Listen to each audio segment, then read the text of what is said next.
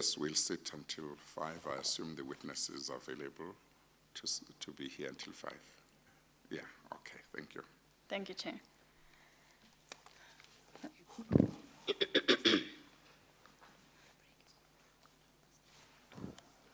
Pardon me, Chair. Pardon me, Chair.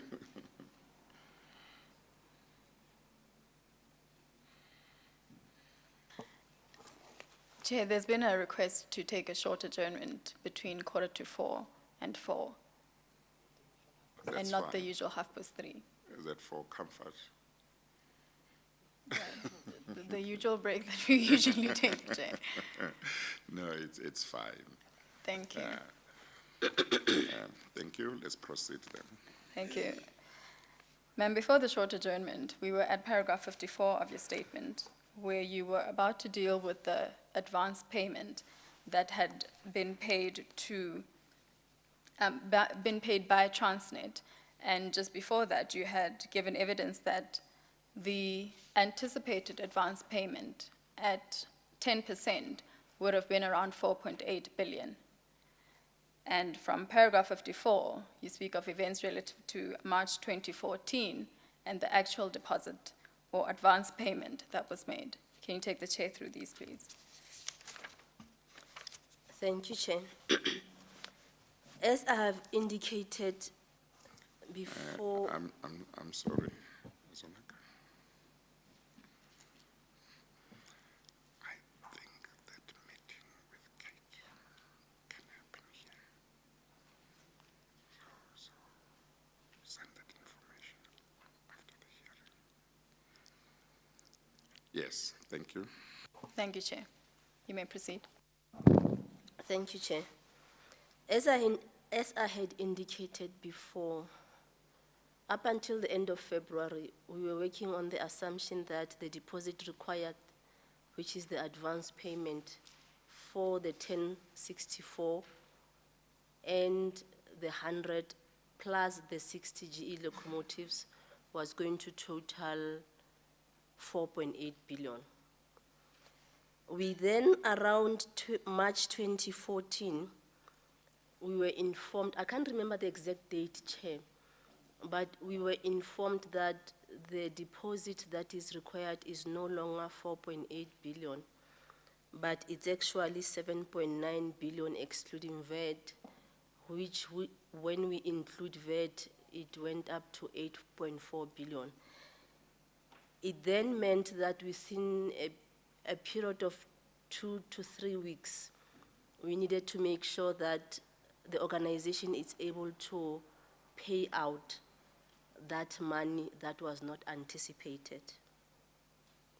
The 4.8 was exclusive of that or inclusive? Chair, You can't remember? I can't remember. Okay, all right. Chair, I can't remember. Yeah. And do you know in percentage terms what the increase in the deposit was for the respective, for the 4 bidders that you've mentioned? Between the two amounts, Chair, that's equivalent of like a doubling from 4.8 billion to 8.4 billion, Chair. It's almost double. Well, in percentage terms, that's about 100% or more. Slightly under 100%, Chair. Yeah. Slightly okay. under, yeah. Perhaps Probably let me, 90%. let me ask the question differently. There are 3 classes of locomotives concerned, to which you've given evidence on the advance payments that would have been payable. And you say that there was an increase of about 8.4 billion, including VAT. Is that correct? Oh, now we are going point by point, right? Yes. Sorry, Chair, if I may go back to the previous attachment. Yes. So I am now, so it's MM10, page 80. Yes.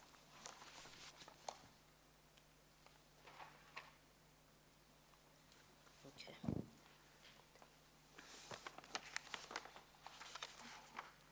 Council, is it okay if when I'm answering your question, I refer to MM10, page 80, together with paragraph 58, the table on paragraph 58, so that I can cross-reference. Yes. Thank you, Chair. On the 20th of April, 2014, we had assumed that for the 60 locomotives, the deposit required is 230 million. It then turned out later on that the actual deposit required is 1.226 billion, excluding VAT. And Chair, this represented 30% of the actual contract price. You will remember that on the 20th of February, the total estimated cost for the 60 locomotives was estimated to be 2.3 billion. We now get to the, sorry, Chair, I think it was estimated to be 2.3 billion, and the deposit was estimated to be 230 million. By the time of contract signature, the said contract was now reduced at 1.7 billion, but the deposit was increased to 1.26 billion, excluding VAT. This represented 70% of the total price, which was paid as an advance payment. And when we go to the 100 locomotives, on the 20th of February, it was estimated to be 3.8 billion, and the deposit was assumed to be 387, taking 10%. And now by contract signature, the contract price had gone up from 3.8 to 4.4 billion, and the deposit was now 1.32 billion, excluding VAT, which represented 30% of the contract price. For the 1064, we started off at 42 billion. It now went up to 49 billion, excluding VAT, and the deposit went to 4.8 billion, which represented about 9.74% as an advance payment. So insofar as what would ordinarily be paid as an advance payment, being in the region of about 10% of the contract value, you are saying that for the 60 GE locomotives, 70% was paid. For the 100 CSR locomotives, 30% was paid. And for the 1064 locomotives, 9.74% was paid. Correct, Chair. And do you know why there was an increase in this advance payment? Chair, I wouldn't know, as I was not party to the negotiations, so I don't know the rationale behind the increase. You then deal from paragraph 55 with the contract signing stage. Were you involved in this process? Chair, as per normal or as per procedure, once the negotiating team has completed the negotiations and the supplier contract has been drafted and is now in agreed form, normal procedure is that the divisions or the departments will be required to sign off as per clause 5.511 of the Delegation of Authority, wherein it says that before the group CFO can sign on the contract, he can only sign after group tax, group legal, group treasury, and group reporting have signed off. So, Chair, in this instance, Mr. Danny Smith, who was the Deputy Treasurer, Middle Office, brought me the final draft and politely asked me to sign. And Chair, I responded by saying that I am not able to sign off a contract that I was not party to the negotiations, because I was reluctant to sign off something that I was not privy to. So I responded and said that I can't provide green light from a treasury perspective, and suggested that he ask Anoj to sign off. So that's where I left it, Chair. Mr. Singh. Yes, okay, all right. Sorry, Chair. What did you say, Mr. Smith, to Danny Smith in response? Chair, Mr. Singh agreed with me that under the circumstances, it will be better if the group CFO signs off, and we left it at that. Okay, that was Mr. Smith agreeing. Yes, Chair. Okay. And would you know if there was any member of the Treasury Department that signed off on this contract? Chair, I don't know if any of my deputies signed it off. I had assumed that it was not signed off from a treasury perspective. And if it was indeed signed off, it would have been Mr. Smith. But as far as I know, my assumption is that it was signed off by Mr. Singh.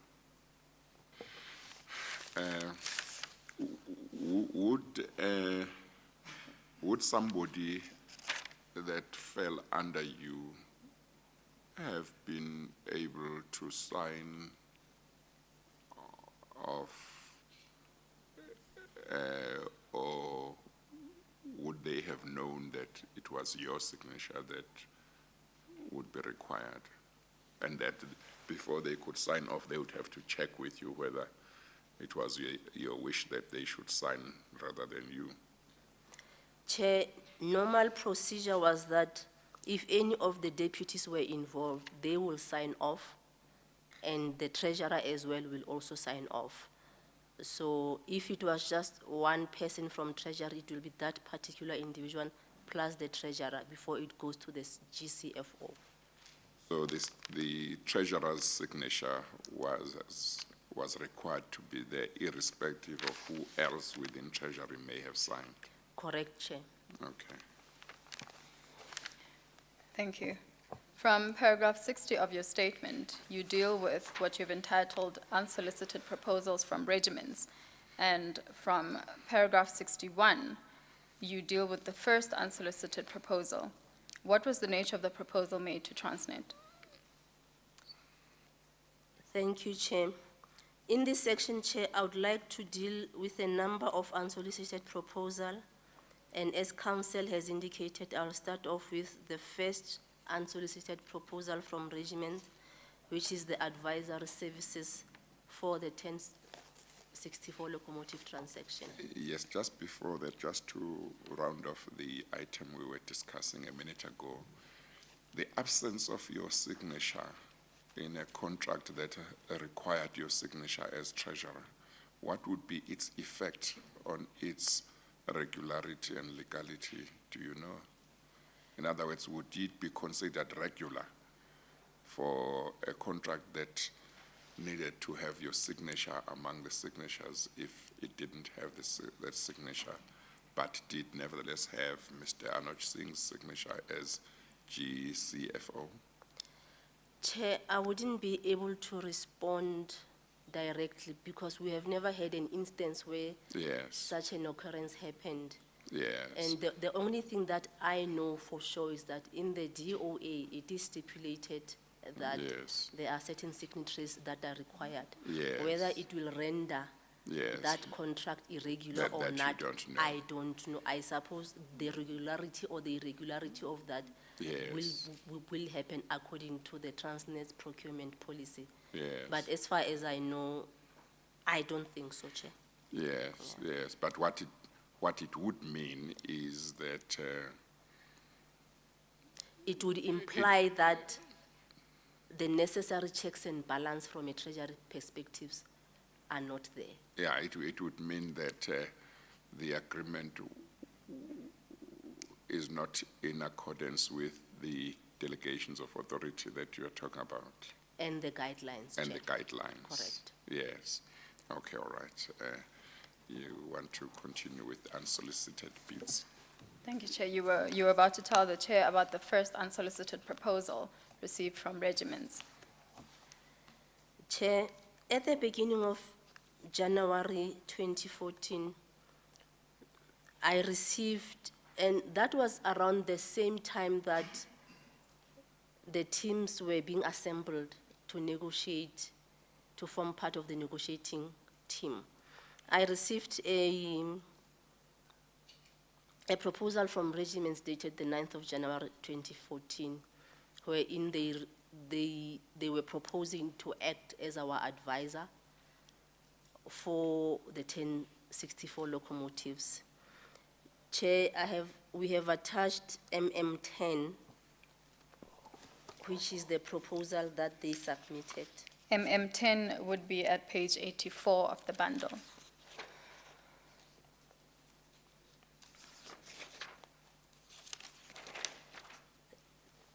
At page, before you move on to the following pages, at page 84 of that proposal, what is the date of the proposal as indicated at page 84? The date is the 9th of January 2014, and the title of the document is Transnet Terms of Reference for Capital Raising and Risk Management Transaction Advisory for 1064 Locomotive Procurement. And it's on a letterhead of Regiment's Capital. Yes, and if we turn to page 86 of the bundle, Chair, would And that's those... still Exhibit BB 10A. Yes, Chair. If you turn to page 86 of that proposal, or rather of the bundle, would those be the service offerings that were offered by regiments? yes, Chair, the page 86 has about 10 points that identifies and outlines the 10 areas that regiment was proposing to give Transnet advice on. The first one is the transaction advisory mandate scope team will deliver the optimal funding structure, funding cost, financial risk management for the 1064 locomotive acquisition. You'll remember, Chair, when I started to give my evidence, MM1 had an organogram, is an organogram of the treasury structure. And within that, Chair, the optimal funding structure and the funding cost falls within the structured finance team. And we had 5 professionals under that. And then the second point under the financial risk management solution. Okay, I'm sorry. So what you have just dealt with, you are dealing with The first point. With the first point. Correct, At page Chair. 86. Page 86. Yes, okay, you say that kind of function, the services that they wanted to render, they fell under one of the units under a treasury. Correct, Chair. Yes, okay. The funding part is under structured finance. The financial risk solution is under the risk management in terms of development of strategy, and in terms of execution, it falls under front office. So, Chair, for this part, I just felt that we were sufficiently capacitated. And on the second part, it says a detailed evaluation of the economic, social, and sustainability impact of the acquisition will provide funding structure advantages and cost advantages. So I was like, this, Chair, the impact and the sustainability is covered by the business when they do the business case. And before any project can go out on tender, it would have gone through the structured, like your investment forum. It will be presented at the investment forum, at KPIC and board, depending on the amount. And all of these things would have been ticked out. And in actual fact, these are business issues, Chair. Yes. So You didn't need outsiders for the this TFR, and it would have been done by the TFR already. And collateral assessment, that's number 3 now. Collateral assessment down to the component level. Chair, when the OEMs procure, or when the OEMs manufacture, there are different parts for a specific item. And they can decide, if it's an American company, for instance, they can decide to source it locally in America, or they can employ what they call a global sourcing strategy, in which case they can go out on an open tender, buy some from Germany, and so forth and so forth. And Chair, this is a part that only an OEM that knows the nuts and bolts in that particular item will tell us that no, in actual fact, the country of origin for this is. So I just did not understand that for a table like this, is regiments going to take all the screws and say, this one is from China, this one is from, I mean, it can only be done by an OEM. And in the tender document, Chair, we said it clearly that by accepting or by bidding, you are accepting certain administrative work that comes with it. And we're actually referring to the country of origin assessment. So it's an OEM component, Chair. Is that where you said earlier on you would make it a part of the tender, of the terms of the tender that they undertook to assist you? Yes, Chair, as That's part what you of were the talking guidelines, about. yes, Yes. Chair. Okay. And therefore, once we have established, then we will know which ECA is more appropriate, whether is it the German ECA, is it the Chinese ECA, or whatever, Chair. So again, it's out of the scope of anyone. It's an OEM matter. That Now- is 3, that's number 3. That's number 3. And number 4, the application of a best practice risk management framework to the transaction that will ensure that all relevant risks are identified, quantified, and tracked. Chair, earlier on, we went through Annexa MM24, which I said is the Bible of Treasury, the financial risk management framework, which had just been enhanced to include all of this. So again, we had a team that is more than capable. Again, Chair, 4.4, there was no need. Number 5, the optimal risk management solution embedded in the acquisition agreement, funding structure, and or risk overlay. Again, Chair, it's a risk management function, it's a funding function. Together with point number 6, which is a comprehensive evaluation of all potential funding sources. Chair, once we have identified that we need a certain amount of funds, we'll normally go out to market and request indications. Then the team will sit down and evaluate. Chair, this is something that was done with our eyes closed. That is item number 4. Item number 6, Oh, it's evaluation. It's Oh, evaluation of potential sources. 4 and 5 were also 4 covered. and 5 are part of the risk function and the Yes, funding function. Treasury was covered on that. Okay. And number 7, it's project management, Chair. It doesn't fall within Treasury, but the business units, together with what we call Transnet capital projects, they are the ones who provide project management services, Chair. We don't provide project Transnet was management. covered. Transnet was covered in terms of that. Transnet as an organization. As an is organization, covered. yes. And number 8, Chair,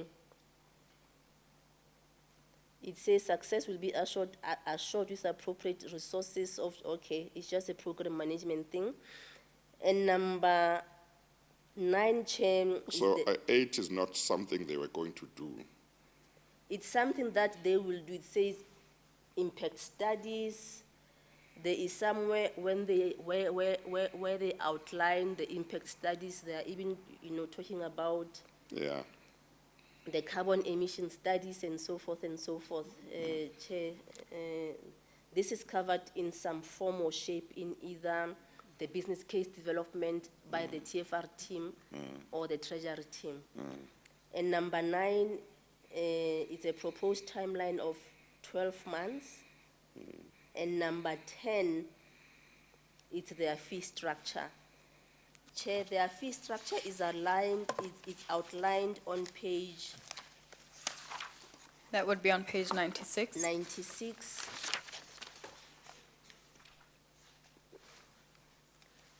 And in this instance, Chair, they are proposing a 1 million rand retainer per month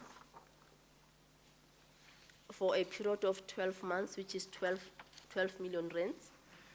And they are also proposing a 20% performance fee, which will be a 20% fee that they will generate if they deliver interest savings on new funding. Yes, so in light of the service offerings that you've just gone through, as well as the proposed fee by regiments, what was your overall impression of the value add of the proposed services? My overall impression was that their proposal was not too clear to me what their real value add is, given the human resources, the system resources, and the process resources that we had within group treasury environment. So I had a meeting with Mr. Niven Pile of Regiments, wherein we discussed the proposal. I then suggested that he should revise the proposal because I just needed to get clarity of what cost how much. So I needed him to align the deliverables with the budget and the timeline. And I then went back and reported my engagement with regiments to my boss, the GCFO. And I told him that we had a meeting, I've suggested, A, B, C, D, and I'm just waiting for regiments to revise their proposal, and I will see if it's something that we really need. Chair, he responded with annoyance and said that he does not even understand why I should worry myself about the terms of reference, about the timelines, about the budget. And in actual fact, he further on to say that in actual fact, they are not my advisors. They are his advisors, advising him through me. So, Chair, it's at that point that I followed his statement that they are his advisors, advising him through me. So I followed up with a statement that I believe we have gone through on page, in Annexure MM5, wherein I was requesting clarity. That email. Yes, it's an email, Chair. It's MM5. Is it where he said you discuss regiments issues? Later. Chair, where I was seeking clarity. Okay. We have gone through that email. Chair, I don't remember him responding and providing clarity, but I do know that later on, I realized that in actual fact, regiments was appointed, but I got to know that after the fact. I think around the 31st of January, regiments was appointed as the transaction advisors. Now, I thought your comments on that document at page 86, which tells us what services they wanted to provide, that is regiments. I thought your comments suggested that you were satisfied that none of the services they were seeking to provide to Transnet were really needed by Transnet. Correctly, Chair. That was your Correctly, position? Chair. Yes. So I'm wondering why you didn't say to, forget the name of the person from regiments that you met with, why you didn't say, no, we are covered, we have got, we don't need any assistance in regard to all these services you want to provide. We have people who can do this. Chair, I did mention that, but what I also wanted to do was that I wanted him to come up with a cost structure for each of these elements. And I can say, no, no, no, no, no. Okay, and in your discussion with Mr. Singh, you didn't articulate that point, that you didn't think Transnet needed these services that Regiments was offered. You mentioned that you asked a representative of Regiments to revise the proposal, and then he responded to you with annoyance, as you have said. Yes, Chair, I did allude to the fact that we had internal capacity. You may not know that over a period of time, I have had a number of engagements and disagreements with Mr. Singh around the role of regiments in other various forms, Chair. So by this time, the two of you had a number of disagreements around regiments. Correct, Chair. Okay, so you had a full idea that most of the time the two of you were not able to agree on many things relating to regiments. Yes, Chair. And here, I merely wanted an objective way of saying, you see, this one costs this much and there's no need. We can do that internally, and this one so much, and so forth and so forth. Yes. Yeah. But I take it, of course, that he, being the person to whom you reported as group treasurer, was as much aware of Treasury's capacity as you were aware. He was, Chair. Yes. So, in effect, he didn't need advice. He would know that what capacity there was within Treasury. I believe so, Chair. Yeah. Okay, all right. Thank you, Chair. And do you know how much was paid to regiments?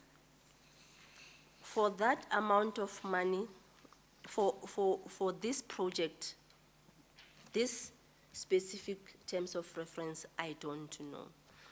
But Chair, at that particular point in time, it was around the time when we were also enhancing our cash management processes. So, Chair, as part of that, we're expecting the divisions to achieve a certain level of accuracy. And therefore, Chair, we're also cascading a performance management system of some sort. Because remember that in the Treasury performance contract, cash forecasting and accuracy thereof is part of the KPIs, including the cost of debt and so forth. And there was an impact that is coming through from the divisions, and we needed a way of making them aware that this is costly, and you can only do that if you performance contract it. So we had started this cash management project, and as the colleagues realized that they are missing their targets, they slowly started coming out, either to me directly or to my other team members who were responsible for cash, highlighting the reasons why they are not meeting their projections. And one common denominator, Chair, was that more often than not, invoices would come to their table with a request to process them urgently. Our normal payment, Chair, was around 30 days, except for your small enterprises, but generally it was around 30 days. So, Chair, I then asked, for what invoices are these payments for? And I was then told that they are mainly for McKinsey and for regiments. And I then requested a sub printout, so that I can assess what is happening, because we were seeing that the projections are not met, but we couldn't quite get into the source of the problem. And Chair, MM11. That would be at page 98 of the bundle. MM11, Chair, is a copy of the sub printout.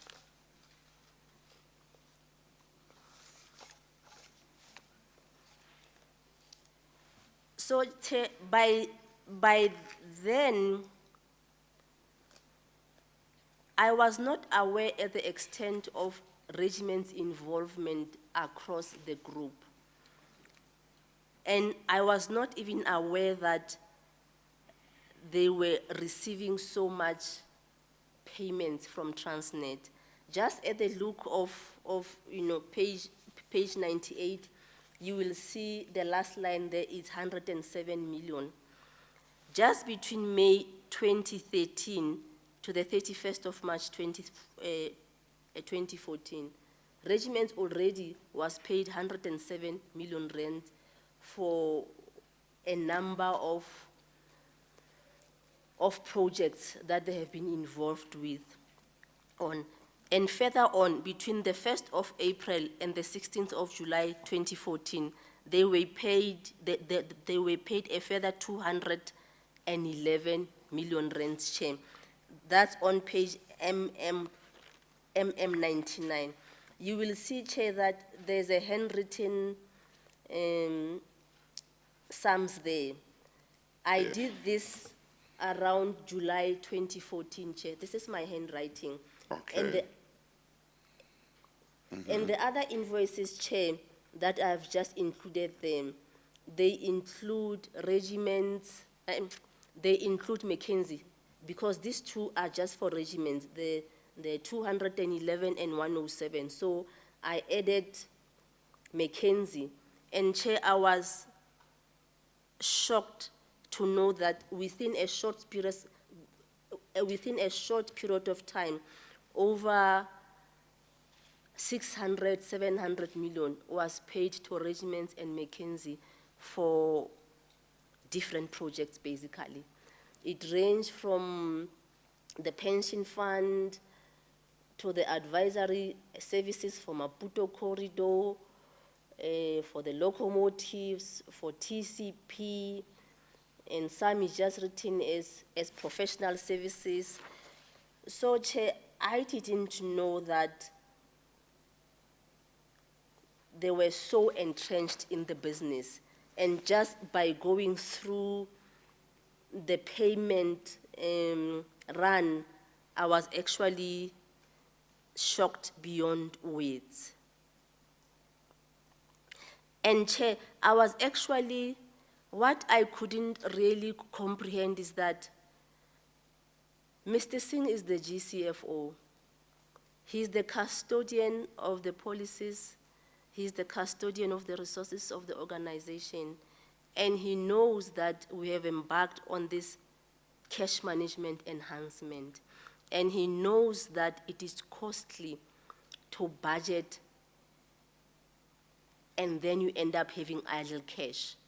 Or you don't budget because people did not plan appropriately, and you end up having to draw on your overdraft, which is expensive. He knows that either side of the fence is expensive somehow, and he knows the importance of cash forecasting. And what shocked me, Chair, was that in all of these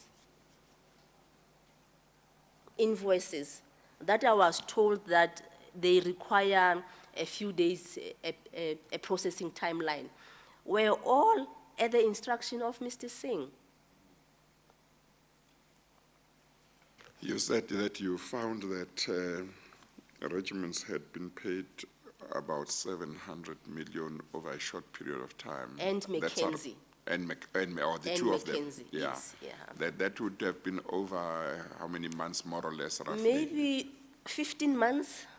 Okay. Maybe, yeah, around 15 Thank months. you. Chair.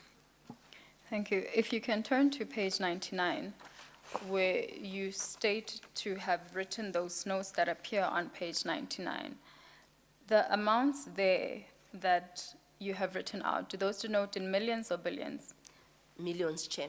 And can you just confirm from the left side of the document to the right side, the amounts that you have broken down until you got to your total amounts there? Okay, Chair, the first one is on the previous page, 107.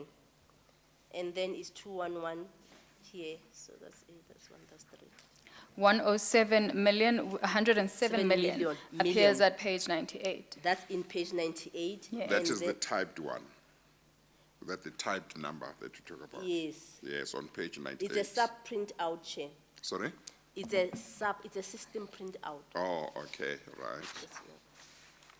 So that would have been around 320 for regiments. So And in I'm addition- sorry, so that 107.7 million, around roughly. Yes, Chair. And then page 99, It's yes. 211. Yes, that's And million. Chair, in addition to these payments, I was then told that there are other invoices. You'll see it's 75, 22, 54, either to Mackenzie or Regiment. So in my calculation, I mean, I did a quick a calculation at that point in time. And I was like, really, there's like 600 to 700 million that has been paid within a short, period of time to these two institutions. So 75.0 was 75.0 million and so on Yes, and it's so on. all millions, Chair. Yeah, okay. Yes,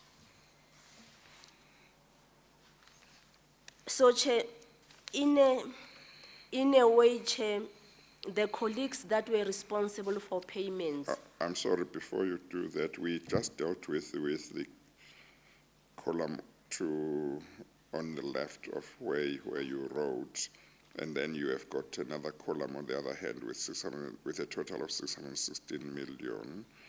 Is the column on the right hand just a continuation of the column on the left? Or is it two separate columns in terms of the amounts? it's two separate columns, Chair. Oh, okay. Because I ended up just focusing on this one, on Yeah. the one that adds up to 616 million rands. Oh, but otherwise, there is 616.85 million rands, and then there is 363 million or 19 million. Yes, Chair. So, Okay. so the total at that point in time was 616 million. So, Or 616.8 million was a total that included the 363.19 million. yes, Chair. Yes, Chair. Oh, okay, Yes, Chair. okay. So, Chair, what the colleagues were basically saying, Chair, and we saw that as it filtered through to the accuracy level, we started seeing the cash accuracy level of 78%, and normally we would see it at above 90%.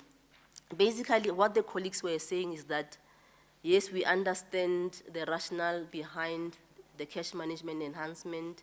We believe in that, but we have a problem. The boss is the one who's instructing us, so we don't want to be penalized for that. And can you turn to page 100 of the bundle? What is that document that appears at that page? Oh, this is just a printout of Regiment's standard bank account details. This is the account that the monies were paid into. Yes. Now, at paragraph 68 of your statement, you deal with the second unsolicited proposal received from regiments. I'm sorry, Ms. Mulefa. Page 100, you say that that's the account into which payments were made. The 107 million on Uh-huh. page 98 and the 211 on page 99 and any other Yes, that came after. So this is their standard bank account. yes. This was Regiment's Correct, Chair. account. Correct, Chair. That's separate from McKinsey. Correct, Chair. This Okay, is just all right. Regiment. Thank you, Chair. Ms. Mojado, from paragraph 68 of your statement, you then deal with the second unsolicited proposal received from regiments. Can you take the Chair through the nature of this proposal received from regiments? Okay, Chair, I will do so. The second unsolicited proposal relates to the 5 billion rands loan proposal. Chair, my concerns around regiment started around 2013, and this proposal landed on my desk around third quarter 2013. I can't remember the exact time. Chair, as you will know, that Transnet has a very strong relationship with a number of banks, or all of them in actual fact. And in each and every institution, we have what we call a relationship manager, who's a point of contact for us. So one day I received a call from Nedbank, represented by Mr. Masocha Mgadi, asking me if Transnet is looking for money. So, Chair, I was taken aback a little bit, because if Transnet was looking for money, I was the one who's supposed to know that. So I was like, I don't know, and in actual fact, we are okay, we don't need money right now. And his response was that's what he thought, because I haven't said anything. I mean, we had an open line with banks, Chair. I mean, we'd call them anytime we needed to. And he told me that Regiments was in the market looking for money on behalf of Transnet. And he mentioned a number of around 9 billion rands. He said that he understands that Nedbank is looking for money. So I asked him, how does he know? He says that he knows because one of his colleagues, Moss Brickman, is working with Regiments on this. So, Chair, it was around Thursday or Friday, but it was towards the end of the week. So we left it at that. I was like, we don't need money. We are cash flush right now. And if we needed money, Chair, there's a process that we followed. I will then recommend that we go out on tender, and we'll go to all the financial institutions. We'll get bids or indications, and we'll choose whomever is providing us good terms. And if it was something urgent, we had access to short-term facilities at the notice of 24 hours. And at that particular point in time, I think we were over 10 billion, that was available, because we were building towards having 15 billion of facilities. So I think at that point we had about 10 or 13. So we were not short of cash, and we were not short of options. So we left it at that. And Chair, on Monday morning, immediately after the weekend, following Mr. Mgadi's call, I then received a proposal in hard copy from Mr. Singh. The proposal was for a 5 billion rands loan facility. The lender was to be Nedbank. And what was funny with the structure, Chair, is that it was a plain vanilla structure. It's a simple loan. We call it plain vanilla. But there was an in-between structure, which meant that Transnet would pay interest and capital into the in-between structure, and the in-between structure will then remit funds to Nedbank. And what was even more alarming for me, Chair, is that the interest rate that this proposal was quoting was much over where Transnet would raise an equivalent 5-year. In this instance, Chair, I did my sums quickly, and the additional interest payment that Transnet would have to pay per annum was 150 million. And over a 5-year period, that would have been a capital leakage of about 750 million. I then went back to Mr. Singh and said to him that I have done my analysis and I don't recommend the structure because it's very expensive and we can get funds directly without having to pay this premium. He told me that I should go back and do a recommendation same day because the GCE, Mr. Molefe, wanted that recommendation same day. Chair, we have never reviewed a financing proposal over one day, Chair. We take our time, we analyze and we assess, and only after we have satisfied ourselves that indeed this is a good transaction for the organization, then we will proceed. So I was actually surprised that I would be expected to recommend a 5 billion facility with Nedbank via an in-between structure, something similar to an SPV, though the details were not clear. Something similar SPV? to an SPC, but there was something in between. Hey, what is an XPC? Special Purpose Company. Sorry, Chair. Or SPC? SPC or I thought you were saying SPV. XPC. Special Purpose Company. Yes, Chair. Okay, you know, these acronyms, some people use them more often than others, so you'll just need to tell us some of them so that we understand what you're talking about. Apologies, Okay, Chair. all right. So you are saying you were expected to consider and make a recommendation on a 5 billion rand facility within a day? Within a day, that included a capital leakage of 150 million rands per annum over a 5-year period, which, if you add it all, it's 750 million. So now, basically, I was being asked to give away 750 million and do that within a day. And he told me that it's Mr. Molefe who wanted this done urgently. And were you told what the agency was about? He didn't tell me what the agency was all about. He was just like, no, do it, don't ask questions and whatever. So I was like, okay. And normally, a transaction that would cost that much, about how much time would you normally need in order to be able to consider properly and make a recommendation?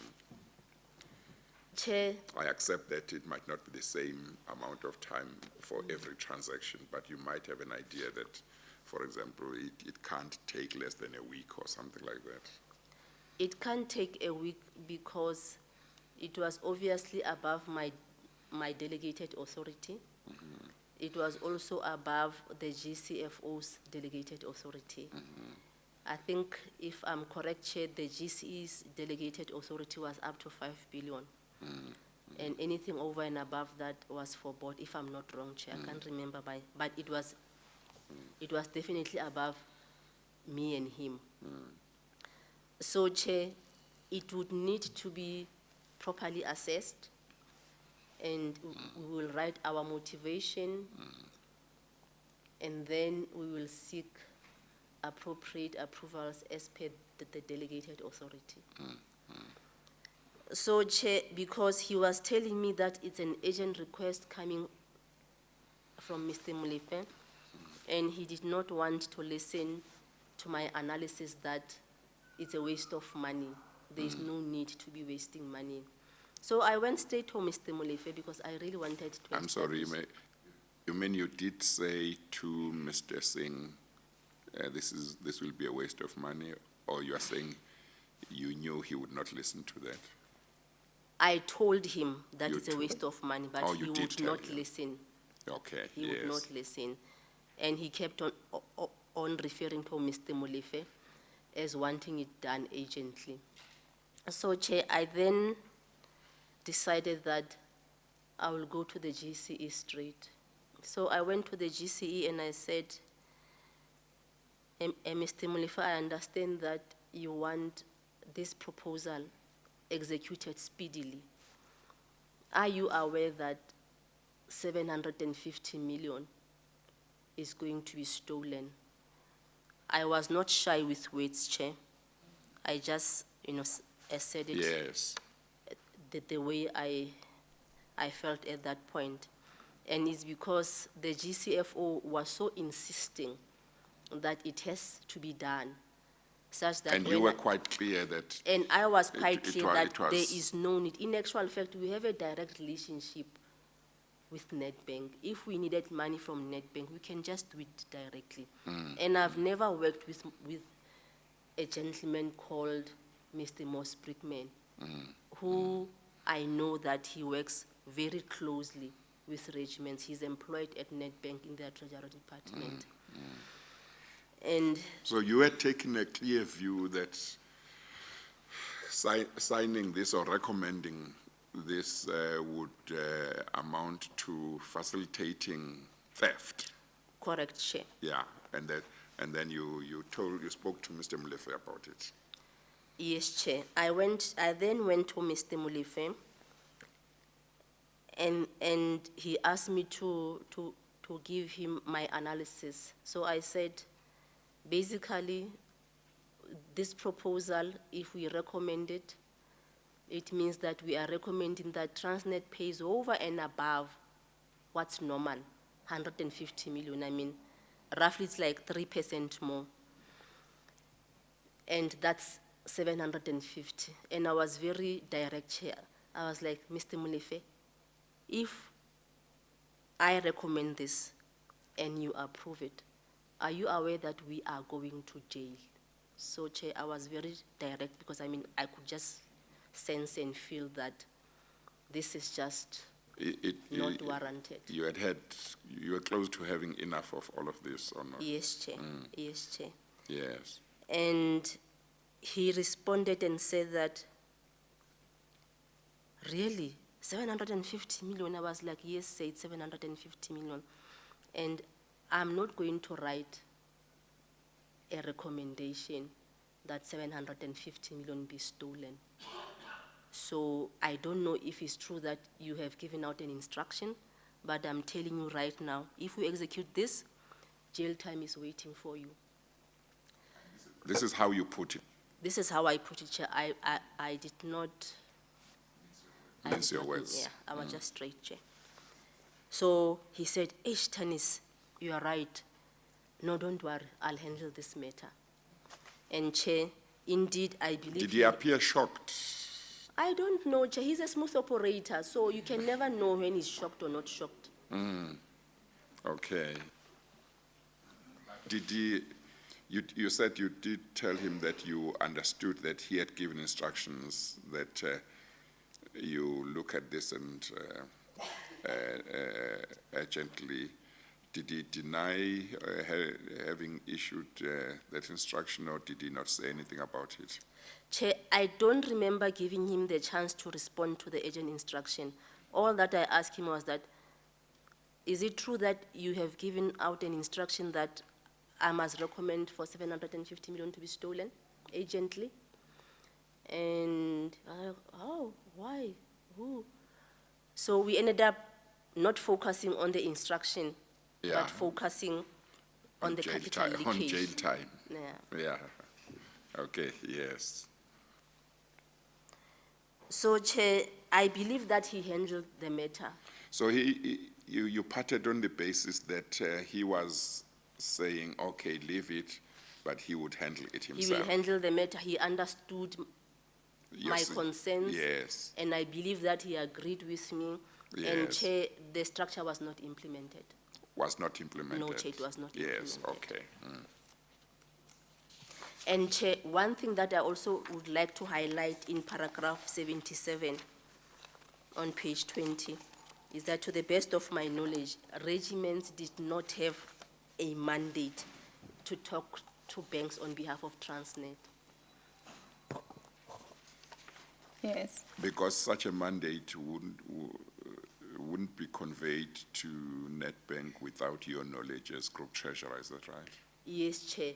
And someone within Transnet, for Nedbank to be brave to provide regiments with a proposal, they can only do that at the back of a written mandate. So maybe someone somewhere gave a written mandate. I don't know. Yes, from paragraph 78 of your statement, you deal with the third unsolicited proposal from regiments. What was the nature of this proposal made to Transnet? Chair, the third unsolicited proposal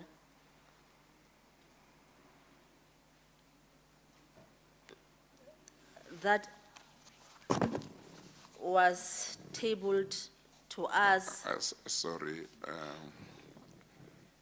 please don't forget your answer, or she will remind you the question. Initially, there was that proposal where regiments wanted, sent in a proposal, and we went through that document. I don't know if it was at page 86 with various items which you said Transnet really didn't need. That was the one. And the one that you have just finished testifying about was another. it's another one, Chair. Okay, so that other one might be referred to as the first one, and the one you have It's just the talked second. about might be It's the referred to as the second one. second one. You are And now this going one into maybe a is the third one. third one, yes, Okay, Chair. all right. I'm just giving examples of those that stood out for me. Yes, In yes. between, there were many. There were many others. Yeah, okay, thank you. Yes, so you deal with the third unsolicited proposal from paragraph 78 and following in your statement. What was the nature of this proposal? Chair, the third unsolicited proposal was a shocker of note. It was a hard copy that Mr. Eric Wood gave us. I believe I was with Mr. Singh. And Mr. Singh said that, I must review the proposal. Basically, what Mr. Singh said you must? review the proposal. Oh, It's okay. our job, Chair, to do that. Basically, what regiments was proposing, Chair, was instead of us following normal practice when we do cross-currency swaps of using banks, instead of using your normal commercial bank, we must use the South African Reserve Bank as a counterparty. And he said that we can do that and get a cost-effective way of doing cross-currency swaps. Chair, I'm saying that it's a shocker of note because towards the end of the 90s and the beginning of the 2000s, there was a policy decision taken at government that the Reserve Bank will not play in the forward book market anymore. It was so because, Chair, because over time the Reserve Bank had accumulated the forward book through a number of activities. The country was not able to build up foreign currency reserves because if the currency runs away from the Reserve Bank, the losses have to be absorbed either by the country's, foreign exchange reserves, or it's a liability that goes to the National Treasury. So, Chair, this is a policy that was publicized a lot, and it was a thorn for the government over a prolonged period of time. At some point, Chair, I believe it set at around $23 billion. And it's one of the factors that made the currency to be so volatile in the late 90s and early 2000s. Because when the country's foreign exchange reserves are low, or the liabilities are expected to be even more, then it can attract all sorts of speculative attacks on the currency.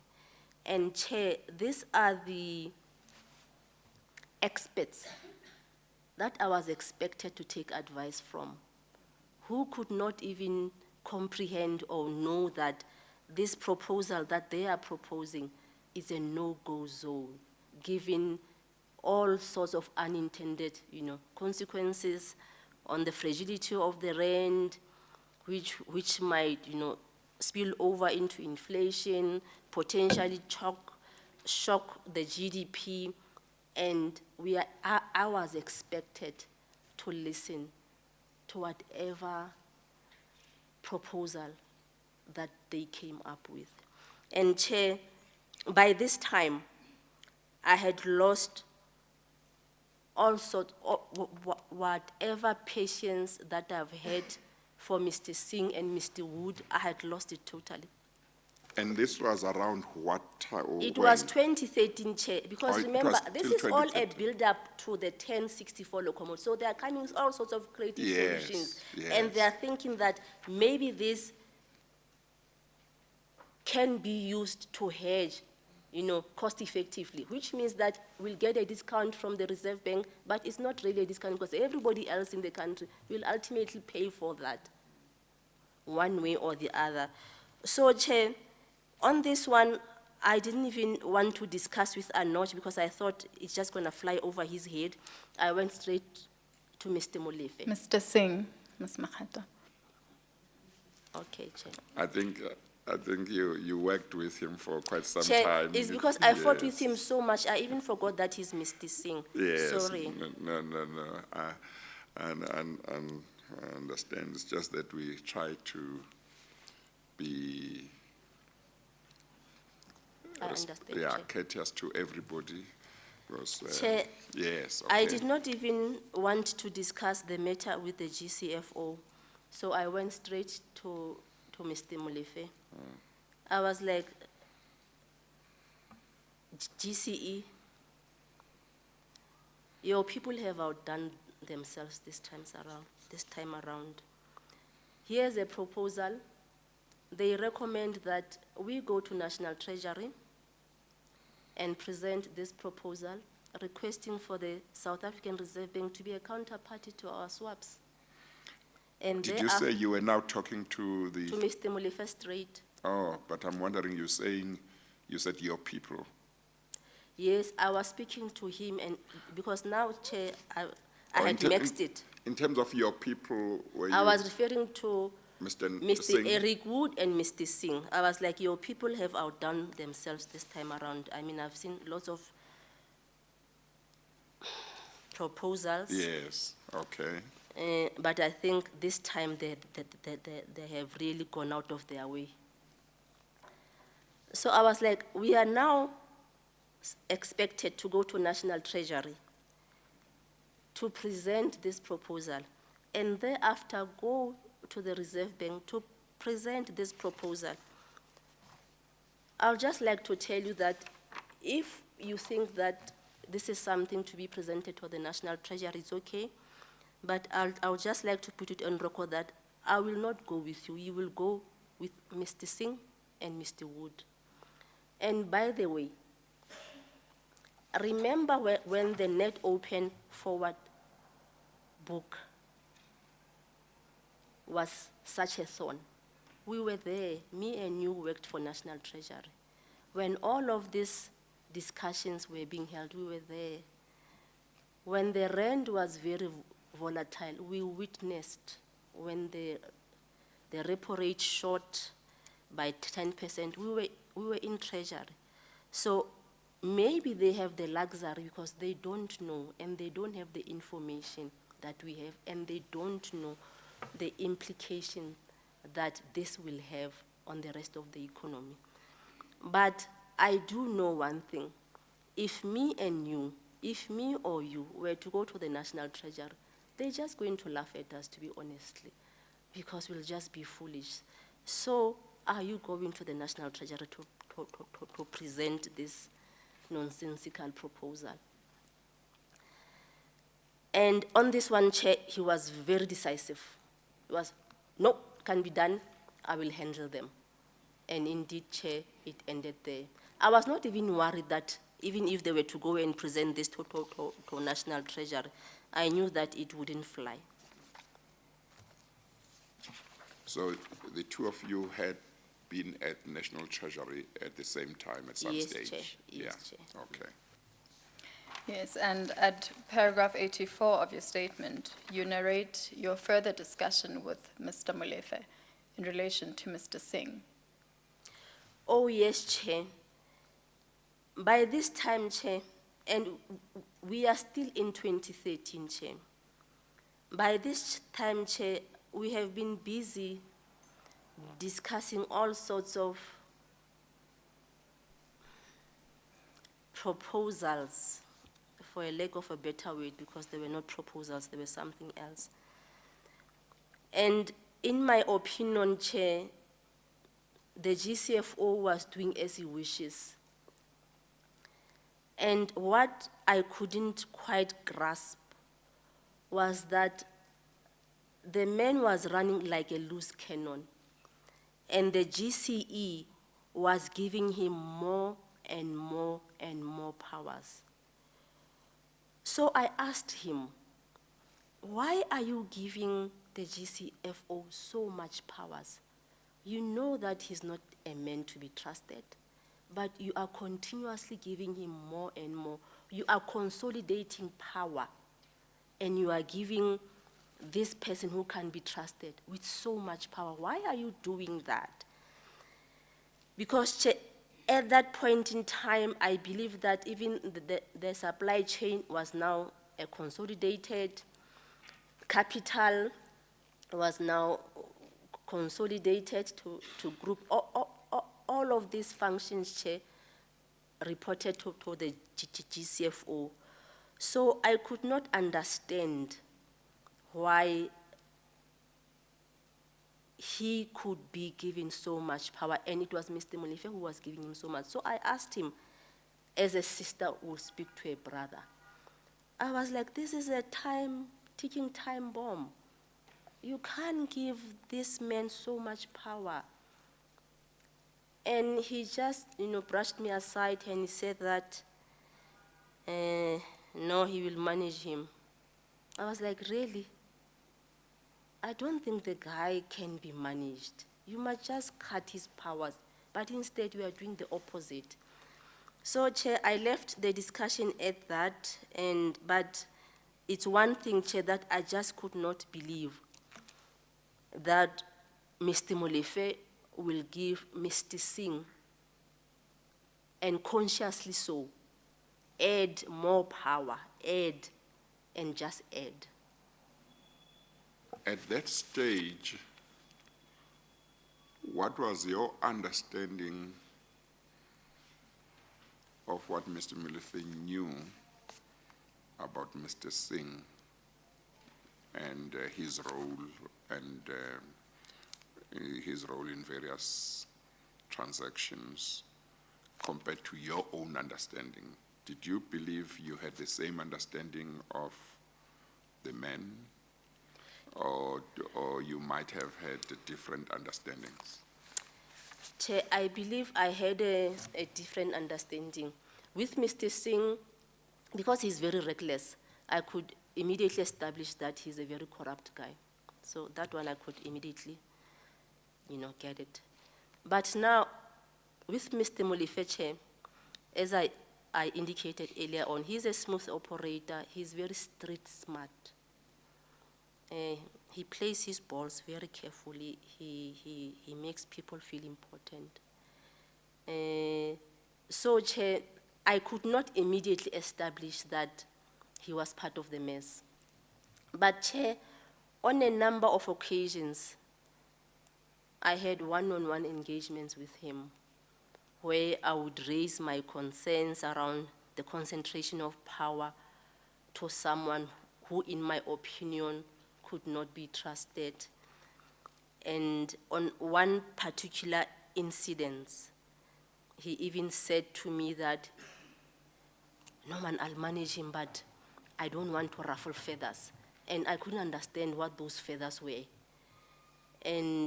But then I slowly, Chair, I slowly started to doubt him.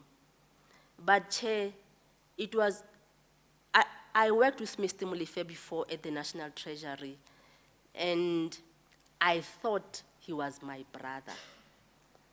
I later learned that he's actually not a brother. Yeah, maybe he might be clothed like a brother, but he's not a brother. I later learned, Chair, because there's always red flags. Sometimes you choose to ignore, sometimes not. And with the passing of time,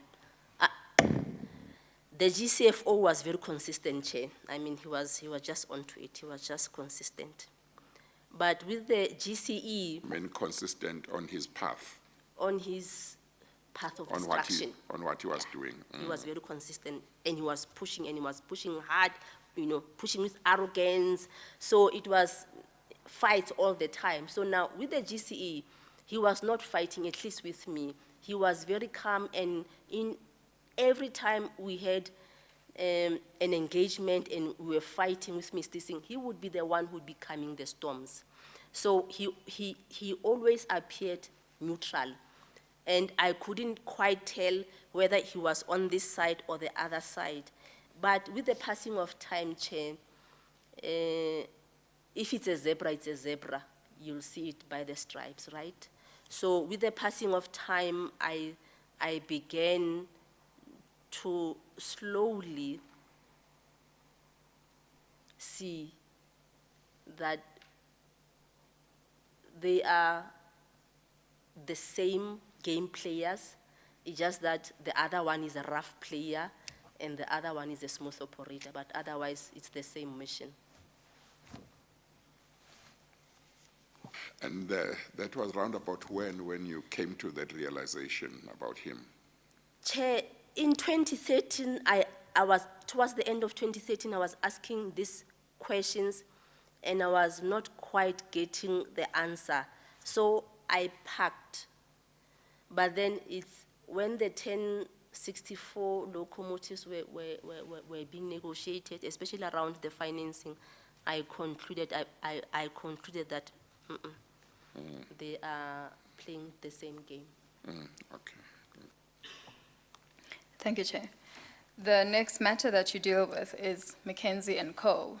In paragraph 86 of your statement, you speak to events that took place between April and May 2013. What happened during this period? Chair, this is another unsolicited proposal from McKinsey. Soon after I was appointed, Mr. Singh introduced me to Mr. Vikas Sasaga, who's one of the partners, or was one of the partners of McKinsey. I'm not sure if he's still part of McKinsey. He suggested that I should have fortnight meetings with him.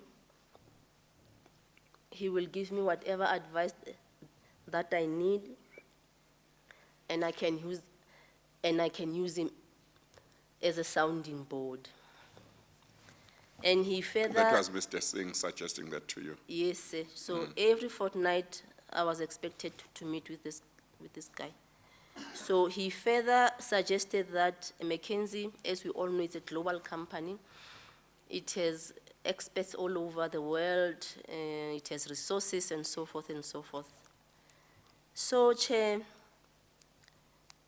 I didn't have a problem with that because I meet with institutions all the time. They share ideas, I share ideas with them, I share them, with them the plans, so I didn't have a problem with that. But it does seem strange to me.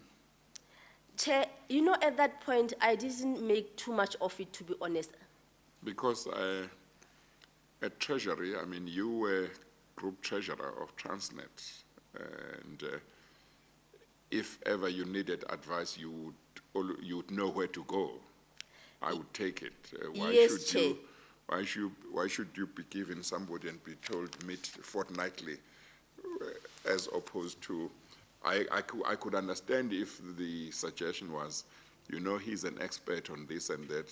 If at any stage you need some expert advice, feel free to talk to him. But this fortnightly thing seems strange to me. Why is there going to be a need to meet so regularly with a particular person?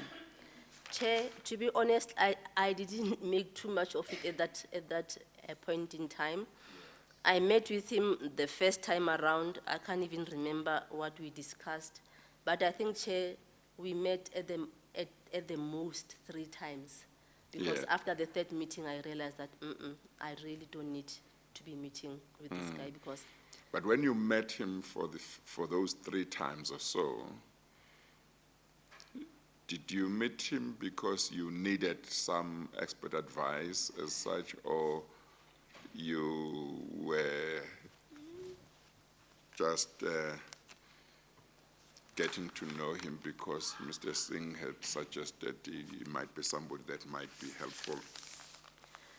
In other words, was there a need for, did you need some advice as such, or it was more just getting to know him better? it was a general discussion, Chair. There was nothing that came out of those meetings Okay, that was a wow.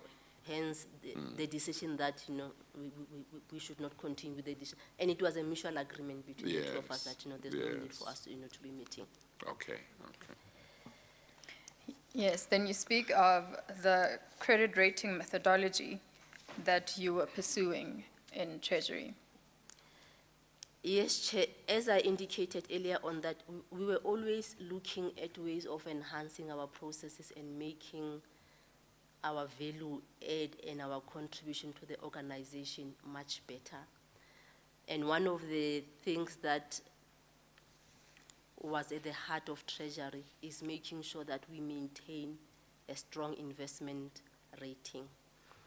And Chair, you may know that as a state-owned entity, there's a part that is within the control of management, and there is the part that is outside but within the government's control.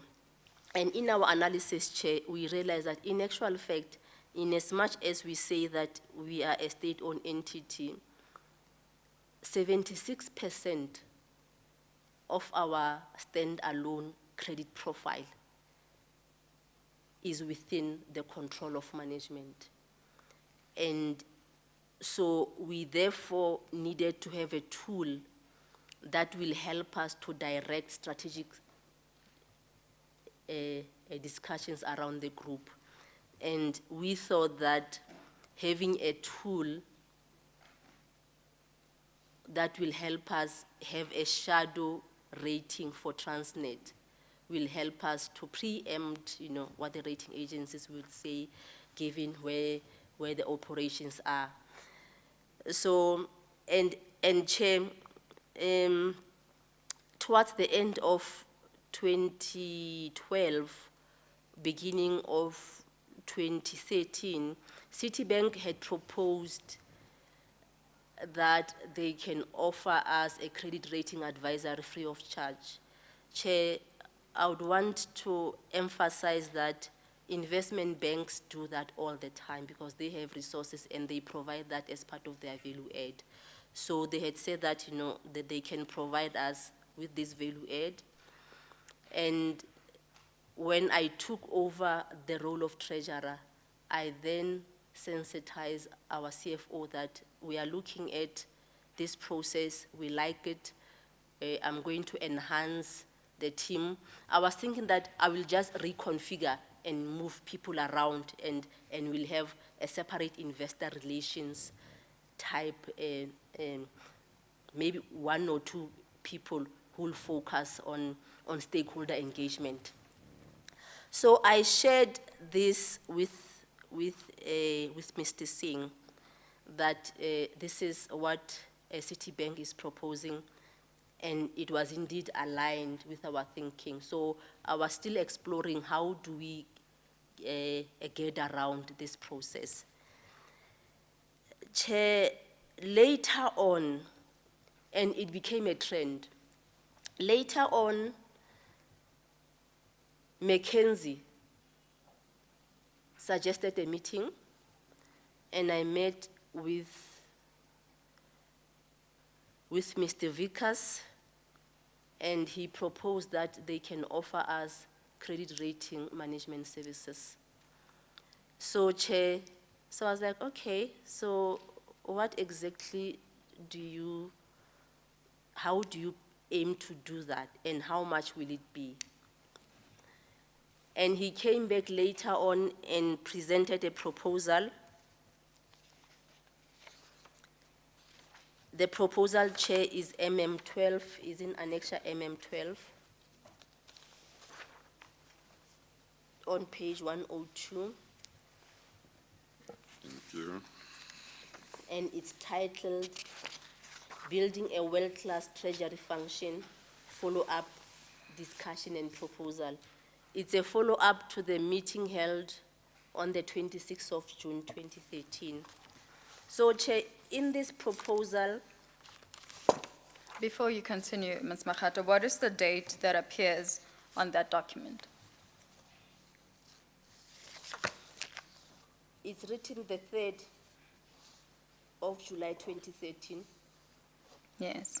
at the bottom, but on top there it's written working draft, last modified 030705 South African time. So maybe it's from my own computer, Chair. And just above the date of July 3rd, 2013, there appears follow-up discussion. And Yes. follow-up discussion and proposal, rather. Yes. Was there any other prior engagement with McKinsey? Yes, Chair, it happened on the 26th of June. It was a high-level discussion, And were but you, it was around the same topic. yes, were you involved in these engagements? Correct, Chair. Can we then turn to page 104 of that document?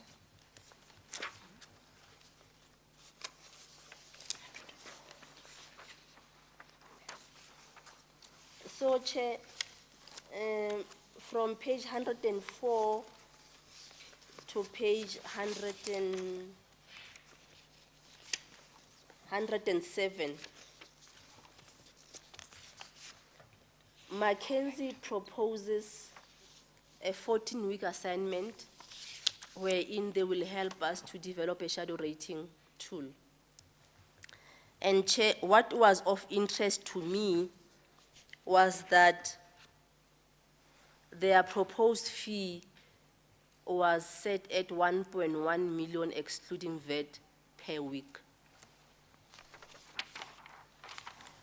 which would have meant that over a period of 14 weeks, we would have had to pay 15.4 million excluding VAT for a credit rating review assignment. And Chair, I would further like to highlight that Mr. Saga was very proud to tell me that the 1.1 million a week fee is highly discounted because I'm known to be a tough negotiator. And he further went on to say that if it was your boss, I would have made it much, much, much higher. When he was referring to boss, who was it with reference The to? GCFO, Mr. Anuj Singh. Yes. Did you engage Mr. Saga any further? After this, Chair, I just felt that this was just too much. In actual fact, we have, resources. In actual fact, this proposal, Chair, helped me to be decisive. Because after this proposal, I was very decisive. I made a decision immediately. I was like, I'm going to use my team. I don't need this. This is just, you don't even need a degree in math. You just need to know arithmetic. My team can do this. So I went back to the GCFO. I said, there's a proposal from McKinsey, but I have declined it because I will use the internal team for ABCD reasons. And Chair, he was livid. He didn't understand why I didn't want to use a McKinsey. He accused me of not wanting to use external resources, of pretending as if I know it all. I don't know it all, Chair, but I was surrounded by very intelligent, very dedicated, highly qualified and highly experienced people. So I didn't need to know it all. All that I needed to do was to tap onto the resources that were available. So, Chair, I was actually surprised that he will not be happy because I felt that we needed to be commended for saving the company 15 million. But instead, we were being chastised that we don't take external counsel and we want to do everything ourselves. Chair, I am proud to say that the team indeed delivered. It took us about 3 months to do the shadow rating model, and Chair, it was spot on. Our internal rating outcomes were aligned to the S&P rating. And the outcomes of this, Chair, was presented at ALCO, at FINCO, EXCO, and the board, Chair, because we were so proud of the outcome. Yes, can we then turn to Exhibit BB10B at Annex to G from page 168? BB10, BB10B, that's the supplementary bundle, from page 168.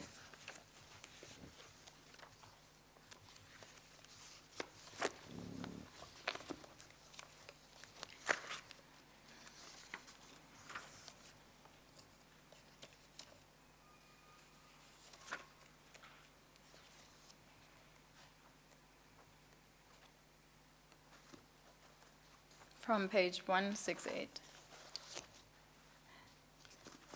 okay, Chair. Yes, you earlier mentioned that you had engaged Citibank insofar as a credit rating methodology.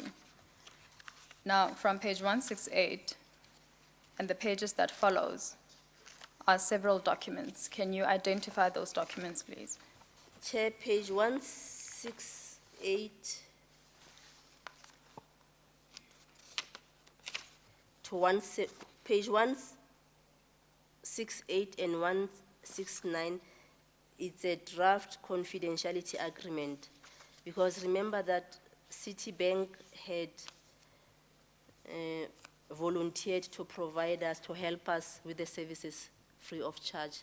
But in the course of doing that, we were going to exchange some confidential information, and it was therefore important to do that within the confines of the NDA. So it's some sort of the NDA. On page 170, this is a letter that was sent to Ms. Mwepudu when she was still the treasurer. Here, Citibank, the second bullet point, they are saying that they can provide the services free of charge, save for the expenses that they would have to spend if they fly, people from London or from New York. And the third one, Chair, is the engagement letter. I believe it was still addressed to Mr. Mwepudu because she was still the treasurer then. So, Chair. Is that at page 170? So we are now on 171. Okay. So this is the engagements that we had with Citibank. So, Chair, maybe I might be wrong, Chair, but maybe the CFO might have taken some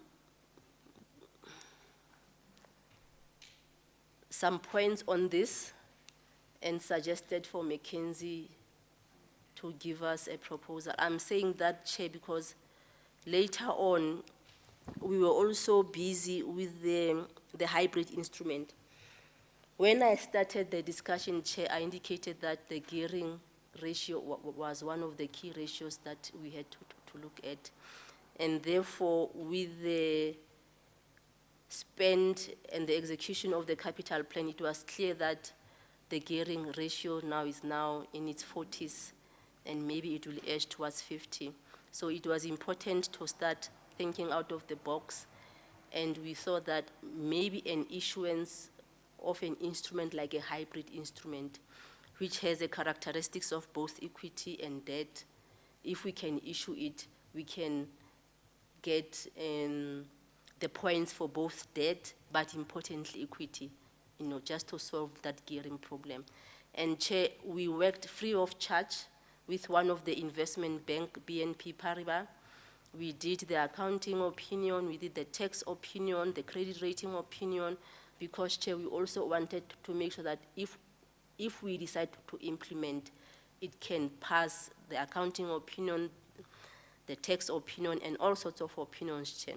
And Chair, I believe that at one stage, he asked one of my deputies for the proposal, and later on, regiments came with a similar proposal, highly diluted, but it had, so it was a trend that was beginning to come up that will work, will do stuff, and then later on, regiments will come with something similar, but highly diluted. Now, the documents that you have referred to relevant to Citibank, can you please confirm the month and year of those documents? The documents, the first one was around November 2012. At that time, Chair, I was still the head of structured finance. I believe Ms. Mwepudi was promoted already to the group CRO. And I believe that probably at that time, I don't know if she was still the group treasurer or not, but I do know that in January 2013, when we had the conference call, she was no longer the group treasurer. So we didn't move on that assignment until I was appointed group treasurer. Yes, and you have stated that you reverted to Mr. Singh on the proposal that was made by McKinsey of the credit rating methodology. Yes, Chair, and as I indicated, he was not happy that I have decided to use my own team instead of McKinsey. And yeah, but I had made a decision, Chair. I was very decisive. The 15 million helped me to be decisive, and I implemented the way I saw fit. And is that where the matter ended? That's where the matter ended, Chair. The next aspect that you deal with relates to China Development Bank. In paragraph 91 of your statement, you talk to events that took place in February 2013. What happened during this period? We're back to Exhibit BB10A. My apologies, Chair. Yes, we're back to the statement. Yeah. Exhibit BB10A. You will find it helpful many months from now when you prepare submissions and you want to know what we're dealing with now. Thank you, Chair. Yeah. We're at page 23, Okay. paragraph 91. Yes. Chair, we are back to 2013.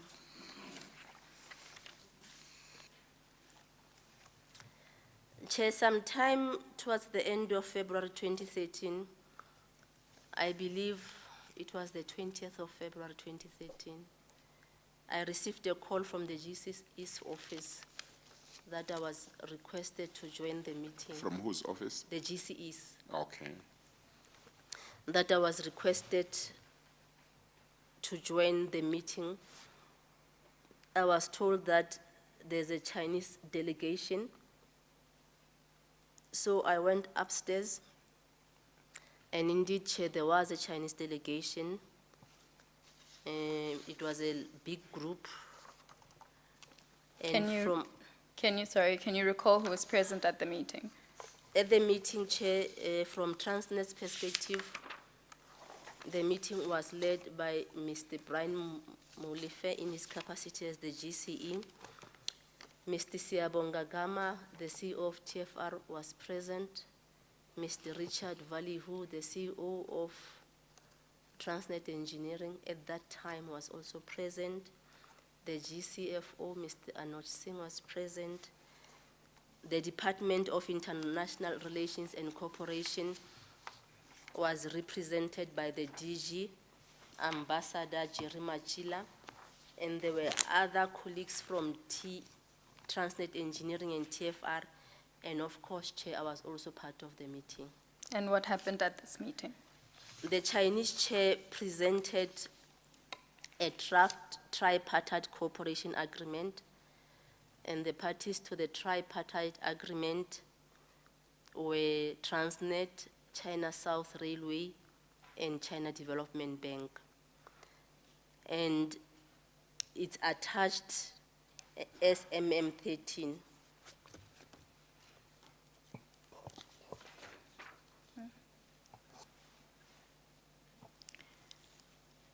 Chair, it is now 3:45. Don't know if this would be an opportune time to take the short adjournment. Okay, let's take a short adjournment. 10 minutes, 15 minutes? Wow, 15 minutes should be fine, Chair. 10 minutes should do. 15, 15. yes. Okay, we'll take an adjournment of 15 minutes. We'll resume at 4 o'clock. Thank you. We adjourn.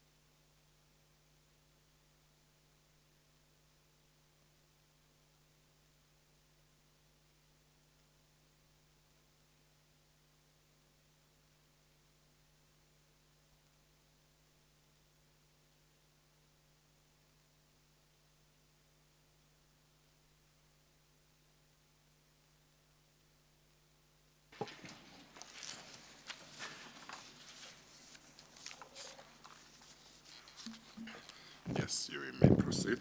Thank you, Chair.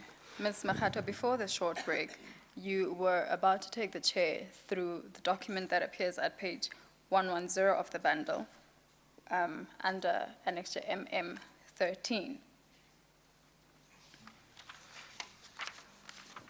What is that document that appears on that page? Chair, the document on page 1110 is the draft cooperation agreement that was presented on that day. Chair, it expresses CSR and CDB's interest in assisting Transnet to execute the MDS and financing of some of the projects, and it included procurement of services. And what is the goods. date of the document? Chair, it's a draft. The date is 28th March, but I suppose it's written 28th March because it was the date that was scheduled for the BRICS summit. So I can't remember whether it was a BRICS As summit. 28 March 2013. 2013. I can't remember whether it was a BRICS summit or just the Chinese official state visit. Yes. Now, throughout the document, there appear several headings entitled Article 1 to 15. If you turn to page 112,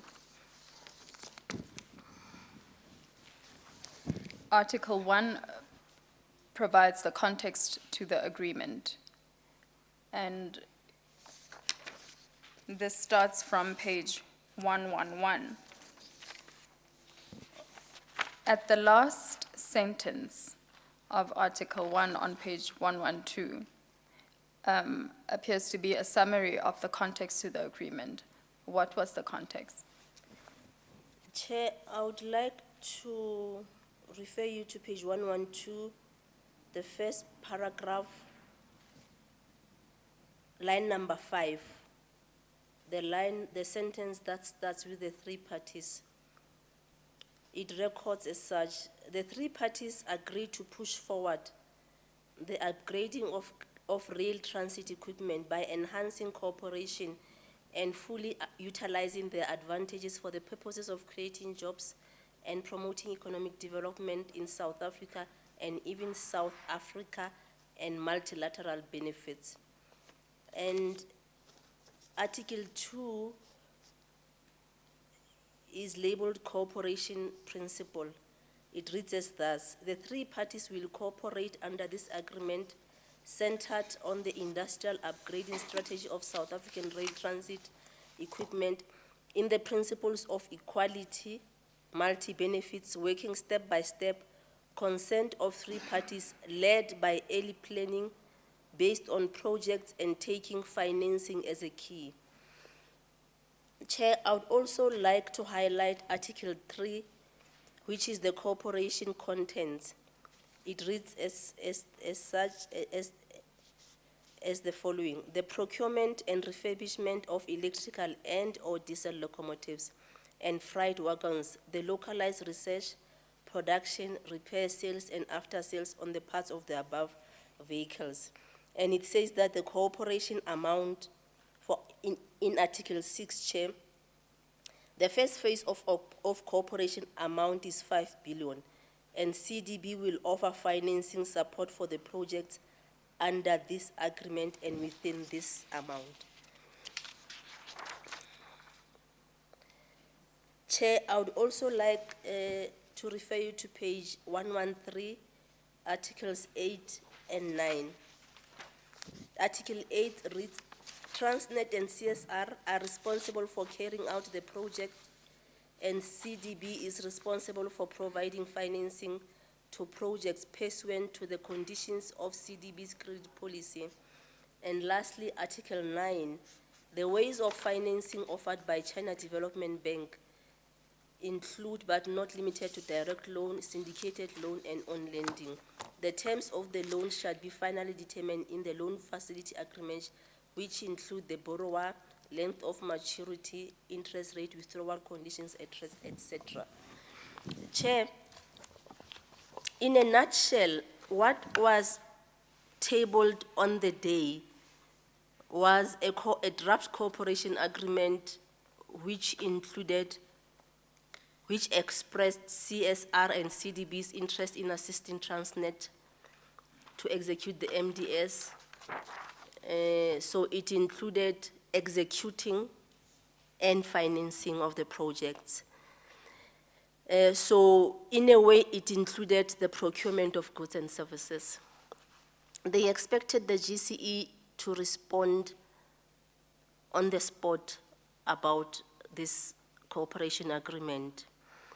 And he politely responded by saying that as Transnet has had not enough time to review this document, he suggested that a working committee be set up to review and negotiate the agreement for the parties. He further said that he highlighted the fact that Transnet is governed by strict laws, be it the procurement or the requirements of the PFMA, and it's required by law to follow certain processes in procuring goods and services. So So they thought he could just agree on the spot. Yeah, Chair, they thought we could talk about this thing. Yeah, just. So Chair, because for me, it was the first time that I've had this engagement. I thought that was the very first meeting that Transnet is having with CSR and CDB. Yes, in paragraph 93 of your statement, you deal with areas of cooperation that were apparently previously agreed to. Yes, Chair. It then came to my attention that in actual fact, that Transnet and CSRR had already agreed to cooperate to identify certain areas in the rail business as per Annexure MM14. And that appears at page 117 of Exhibit BB10A. In the letter, Chair, it's a letter on Transnet's letterhead dated the 16th of January 2013, signed by the Did you GC. say 117? 117, Page Chair. 117. Thank you. Yes.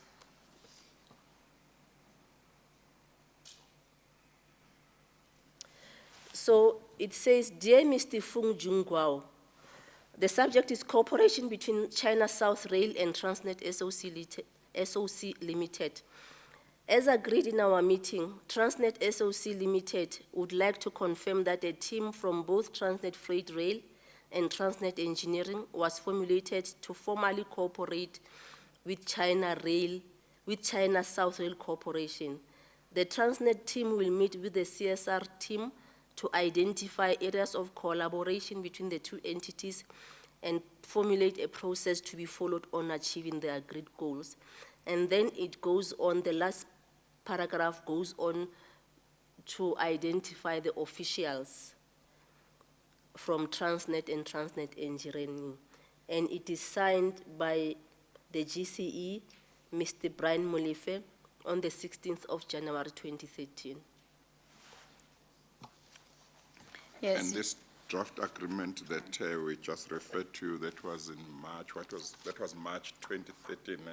March, and the meeting that I'm referring to is February 20.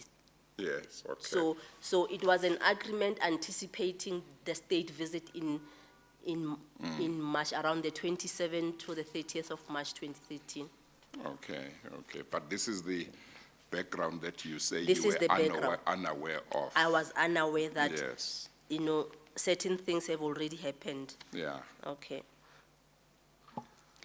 So, Chair, as a follow-up to this meeting, to this letter dated the 16th of January 2013, the Rail Working Committee was established, and the Transnet Rail Working Committee identified areas of cooperation after having considered future business requirements of both TFR and TE, as per Annexure MM15.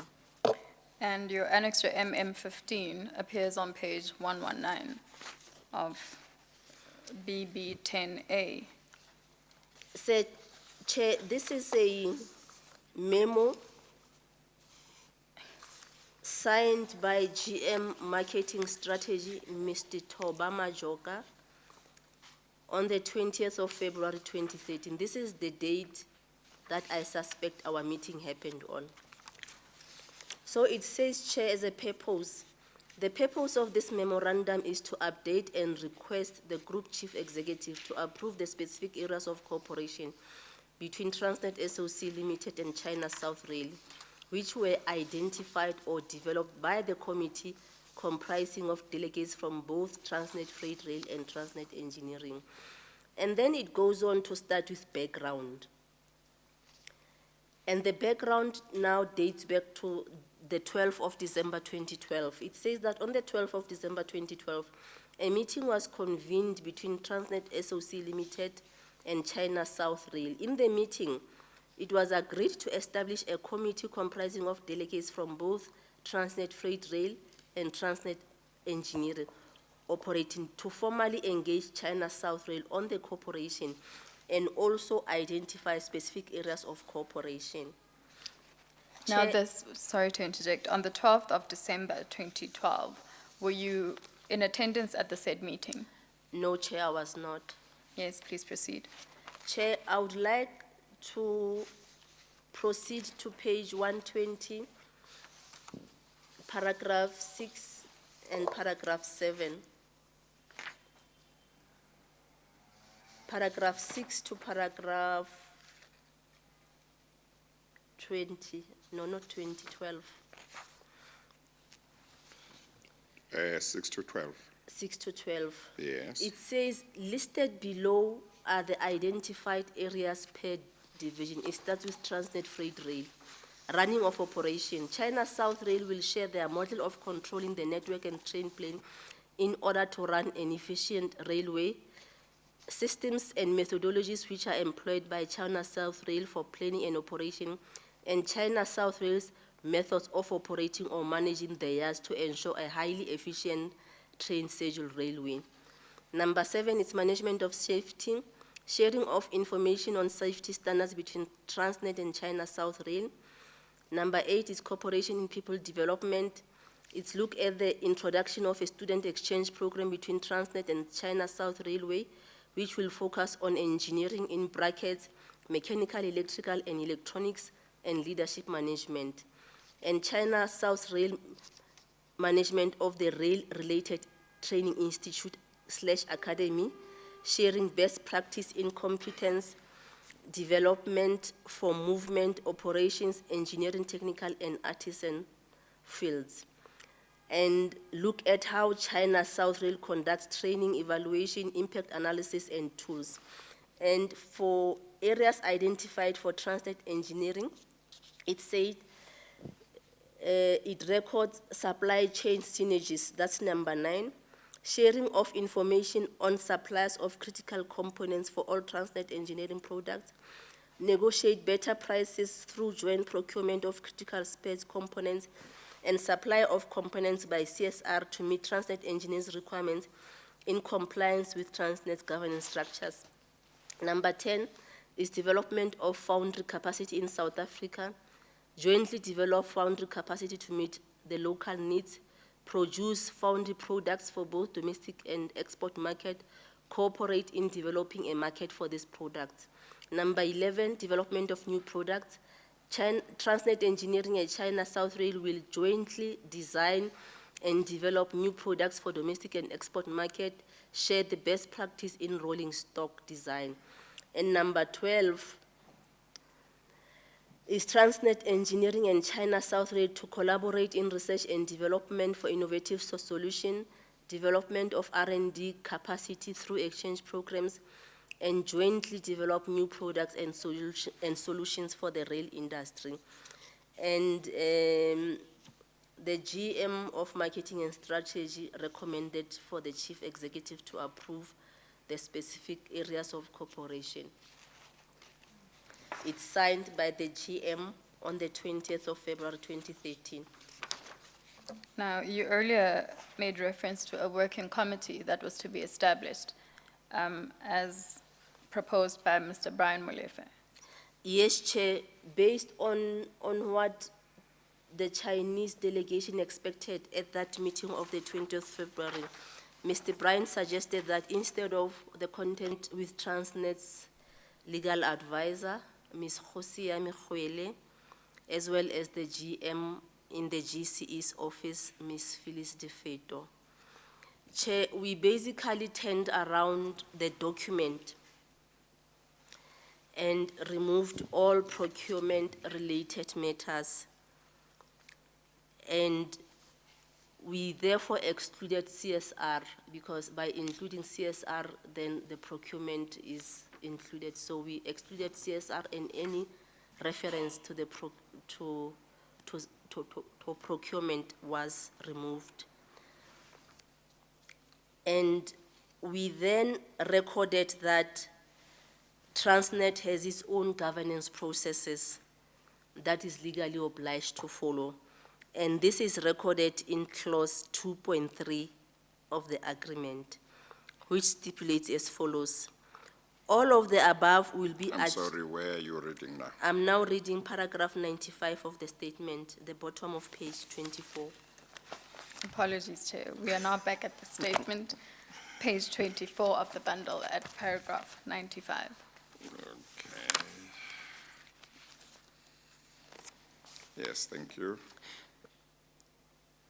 So clause 23 reads as follows. Clause 2.3, you said? 2.3, correct, you. Advocate. Thank you for that. All of the above will be achieved without compromising on sound governance and effective processes which each party is required to follow. We felt it was important, Chair, to record this so that it's clear that even if there's a cooperation agreement of some sorts, it merely records the willingness of the parties to cooperate in future. And Now, the document which has got that recording is where? Because I can see the extract at page 25 of extract of clause 2.2, but where is the actual document where you recorded what you say you recorded? I'm looking for it, Chair. You see, you referred to clause 2.3, and I looked on my page, and I saw only clause 2.2, so that's why I'm trying to see where you were reading from. Sir, Chair, it's Annexer 17, 17. page 138. Oh, 138. Correct, Chair. Okay, 1 second.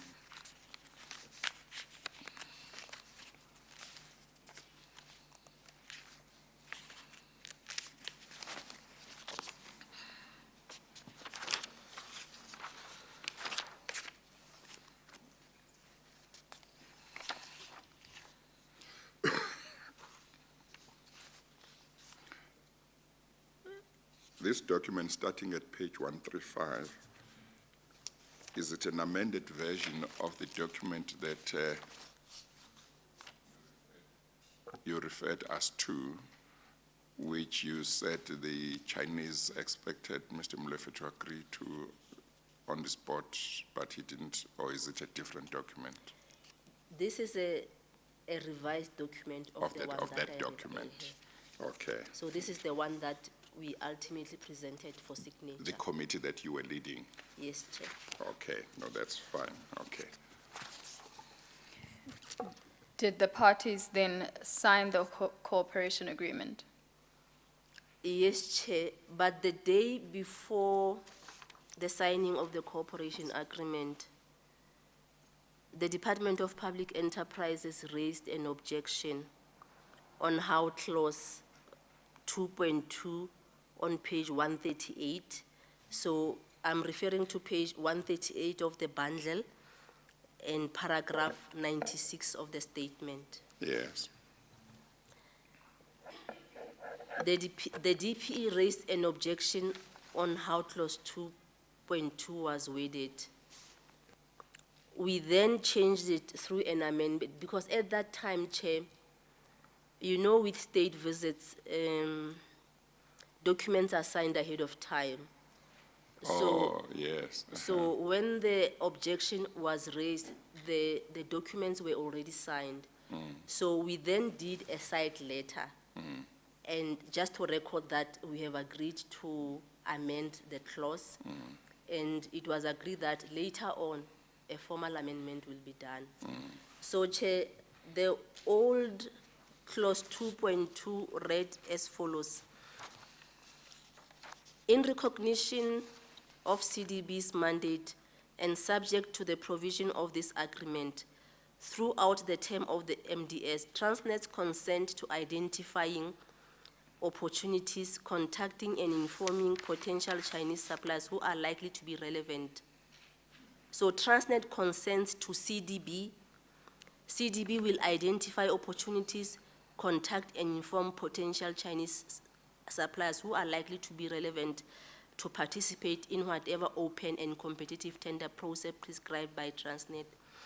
Chair, in my humble opinion, I was of the view that this clause is benign, because as I had stated before, country-specific export credit agency or country-specific DFIs, they support their own. They can only finance an institution by supporting their own home companies. So we have had many instances before, Chair, where we work with an export credit agency of a certain country, and we have webinars, we share the strategy of Transnet, and I remember in one instance we had the Export Development Canada. We had a number of engagements with them, a number of face-to-face and a number of webinars, wherein they had invited their own companies that are in the rail business, right? Because they wanted to finance Transnet, but they can only do that if they finance procurement from Canada or an institution with Canadian links. So, Chair, we went through the process with the EDC. They invited many of their companies. I don't even know what their names are. And we gave them the names of the portals where South Africa advertises its procurement. And so we thought that this clause is benign. It doesn't do any harm to us. We have said many times before that we seek to diversify funding sources, and we have proved over and over that ECAs provide cheap funding. And therefore, we thought it was very benign. And Chair, the DPE was very unhappy, extremely unhappy. And they said they didn't like this clause. I don't know how they understood it, so they suggested that we change it to read as follows. In recognition of CDB's mandate, CDB will identify opportunities, contact and inform potential Chinese companies in respect of Transnet projects and businesses based on publicly available information. Chair, the only thing that has changed here is publicly available information, but in all our engagement, Chair, when we share publicly available information. The Transnet strategy is something that's there on the website. I mean, the annual report and the presentation of MDS are available on the website, Chair. And then it went on to say, this cooperation is not limited to the MDS. So I'm not sure what the significance of this line is, because as far as Transnet is concerned, the capital expenditure plan was well within, all of the capital plans were within the MDS. So I don't know what other projects are outside of the MDS. Well, I don't know what the Department of Public Enterprises may have had in mind, but when I saw that clause, I also got concerned. I got concerned from this angle that if, in regard to procurement matters, when requests for proposals are issued, anybody who qualifies can submit a bid. Why would it be necessary to have a specific arrangement with a specific entity? So maybe that may have been their concern as well, purely from the point of view of perceptions. Okay. To say it could give rise to a perception that there is something special, that there will be special treatment given to those who will be identified by this partner in this particular agreement, which might not necessarily mean that is what was going to happen, but simply that it could give rise to that perception. Okay. So that's the only thing I can think of, that maybe they might have thought that it might create the impression that if you are identified by Transnet's partner, you enjoy a certain advantage compared to somebody else. So, but as you say, maybe that was not really, that certainly wasn't you didn't have that concern. I would have, I may have been more comfortable with an arrangement which directs them to publicly available information without necessarily that being part of an agreement where you cooperate. But I don't know if it's something we should bother about, or maybe you were just mentioning. Yes, Chair, I was just mentioning it because, to be honest, after the document was revised, I didn't think there was anything funny with the Yeah. wording. I thought, Yeah. because different organizations work differently, I thought it was just a recordal of, hey, we like each other, maybe Yeah. we don't, maybe we'll work together, but it does not give anyone any preferential rights. But in the end, I think at a practical level, if your intention was not to give anybody any preference, it was to that publicly available information would be used and they would be treated like everybody. Maybe in the end it wouldn't matter whether it was your version of the clause or their version. What would happen is the same thing. Correct, Chair. Yes. The cooperation agreement, Chair, was signed on the 26th of March 2013 at the Union Buildings in the presence of both the former President Zuma and the President of the People's Republic of China, President Xi Jinping. Chair, on that day, there are many agreements that were signed. I know that the mining companies were there, the banks were there, so it was a big South Africa-China moment. And at Annexure MM17 from page 135, would that be the signed cooperation agreement? On page? 135? Yes, from 135. So this is the version that was printed before DPE raised an objection. Yes, before we get to the objection, Okay. just to clarify the parties to that agreement, it is China Development Bank, Cooperation, page 135. Are you there? Correct. Yeah. It's China Development Bank Corporation, as well as Transnet SOC Limited. Yes. Correct, Chair. You then continue to deal with another objection that was raised by the Department of Public Enterprises. When was this objection raised? The second objection, Chair, was raised on the 15th of August 2013. The Minister of Public Enterprises wrote a letter to our chairperson and suggested that clause 2.1 and 2.2 be amended. The minister indicated that the two clauses might be construed as giving CDB preferential rights or right of first refusal, and that those two clauses may pose a risk for Transnet and the DPE in implementing supplier development and localization drive. Before you deal with the letter further, can we turn to page 146 of the bundle?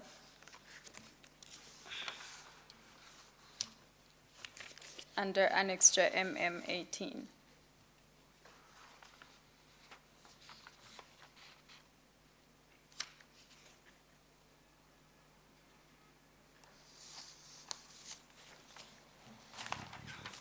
Yes, Chair.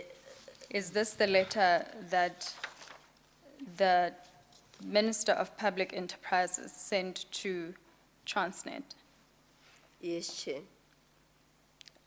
And you were about to articulate to the chair what the concerns raised were. Chair, the minister was not happy with the process of negotiating the cooperation agreement. Chair, as I stated before, we had a meeting on the 20th of February, and the state visit was going to be around the 26th of March. So we didn't have much time. And therefore, we did not have time to adequately consult with the DPE. And I also understand that my seniors were also not sure why the DPE would be concerned that we didn't consult them sufficiently, because the initial meeting, according to them, was organized by the DPE. Can we go? Well, if the initial meeting was organized by DPE and they never went back to them to update them, DPE would be legitimately concerned. Probably, Chair. Yeah. Probably, Chair. I can't ask you to start something. The next thing I hear, you are signing, and you haven't come back to me to say, okay, this is how the negotiations are going, this is what we're agreeing, and here is what we will sign. So I Okay, think Chair. that would be a legitimate concern. Okay, Chair. And then the Yes, minister... before you proceed, Ms. Mojado, if I may weave into the chair's question, can you go to page 146 of the bundle? The second paragraph there, which starts with on 26 March 2013, that is where the first concern is raised by the Minister of Public Enterprises. Can you please read that paragraph? Maybe before you read it, just in terms of what I've said, what I've just said, that would be if in asking you to do whatever, I expected you to come back to me. But you could have a situation where I say, you do this and go ahead and finalize it, you don't have to come back to me. So there could be that understanding. It depends on a lot of things. Then I should not be concerned if you have gone ahead and signed, if that was the understanding that you don't have to come back to me. Yes, Chair, but from me, Chair, and I suppose it was the same with the legal advisor, because we didn't have that background. Yes. We only got to hear about all of this around August, when this Yes. So maybe concern was raised, that in actual fact, why are they complaining? Because they are the ones who started these meetings, today. Yes. So, yeah. Maybe there was a problem of communications at some Correct, stage. Chair. Correct, Chair. There was indeed a communication Okay, all problem. right. So the second paragraph reads as follows. On the 26th of March 2013, Transnet informally notified the department through an email regarding its imminent intention to enter into a cooperation agreement with China Bank on the 27th of March 2013, the following day. The email notification is attached here for reference. Although I understand the rationale for the cooperation agreement, I believe that Transnet engagements with any of the BRICS countries should not be viewed in isolation. The cooperation agreement between Transnet and China Bank is of strategic importance and envisages cross-border transactions. And as a result, the departments should have been officially notified in advance and afforded an opportunity to express an opinion. Yes, and at page 147 overleaf, the first paragraph on that page details the second concern raised by the Minister of Public Enterprises. Can you please read that paragraph? Furthermore, the department is concerned with certain provisions of the cooperation agreement, which may pose risk for Transnet and/or the department with respect to the implementation of the supplier development and localization drive. The department, as government shareholder representative, intends to embark on several initiatives aimed at growing the country's industries by implementing certain initiatives in connection with the Preferential Procurement Policy Framework Act of 2008 and the Competitive Supply Development Program. Clauses 2.1 and 2.2 of the cooperation agreement pose certain risks and may hinder the department's initiatives as they may be misconstrued as granting China Bank the right of first refusal in respect of Transnet's market demand strategy. And it goes on further to say, to this end, I hereby request Transnet to reopen negotiations with China Bank with a view to amend the cooperation agreement and address the department's concern, failing which the cooperation agreement in its current form must be terminated. In the meantime, Transnet must schedule a briefing with the department to explain the silent terms and the objectives of the cooperation agreement and the extent of the contemplated exclusive rights to China Bank and Chinese suppliers, as has been the practice in the past. Transnet must adhere to the relevant Section 54 provisions of the PFMA and the SMF in relation to any contemplated significant transaction. Yours sincerely is signed on the 15th of August 2013. Yes, now, do you have any knowledge as to whether the negotiations were reopened as requested in this letter? Chair, to the best of my knowledge, the negotiations were not reopened, as the then Transnet chairman, Mr. Mafika Mkhwanazi, responded to the minister in a letter dated the 12th of September, seeking to clarify the intent of the cooperation agreement as per the attached MM19. And the letter, the paragraphs of which you have read reveal that the Minister of Public Enterprises at that time was Mr. Gigaba. Correct, Chair. Yes. You were referring the chair to the response that was provided by Mr. Mafika Mkhwanazi to the then Minister Gigaba's letter, and that appears as Annexure MM19, which is at page 149 of the bundle. Is I would like to read the first paragraph and the third paragraph. I'll jump to the third. Your letter dated, so this is a letter from the chairperson of Transnet to the minister. Your letter dated 15th August 2013 refers, on the 24th of January 2019, Transnet SOC... Please, pardon me, on the year I'm reading there is 2013, not 2019. Sorry, Chair. Thank you. On the 24th of January 2013, Transnet SOC Limited received an email, see attached, from the Department of Public Enterprises, inviting Transnet to an interdepartmental meeting convened by the Department of International Relations and Cooperation to be held on 4th February 2013. As a follow-up to this meeting, Transnet met with China Development Bank delegation on 20 February 2013. The aim of the meeting was to explore possible collaboration between the two entities ahead of the Chinese state visit to the Republic of South Africa. At the meeting, CDB tabled a draft tripartite agreement between Transnet, China's South Railway Corporation, and CDB, and included procurement of goods and services. We requested that CSR and procurement-related activities be excluded from the cooperation agreement, as Transnet has robust procurement governance processes that have to be followed before any supplier contract can be entered into with any company. And then paragraph 3 goes on to say that CDB then proposed a bilateral cooperation agreement.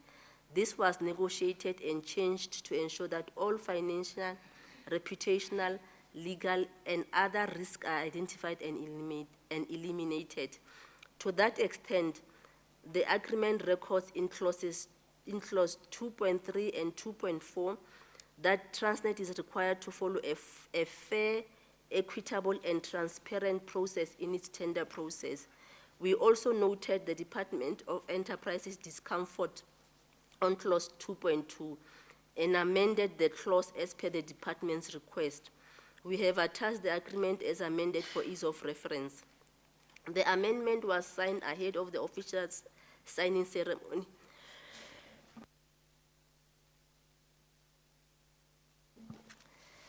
The amendment was signed ahead of the official signing ceremony in the presence of Ms. Khomotso Modise, DDG Transportation.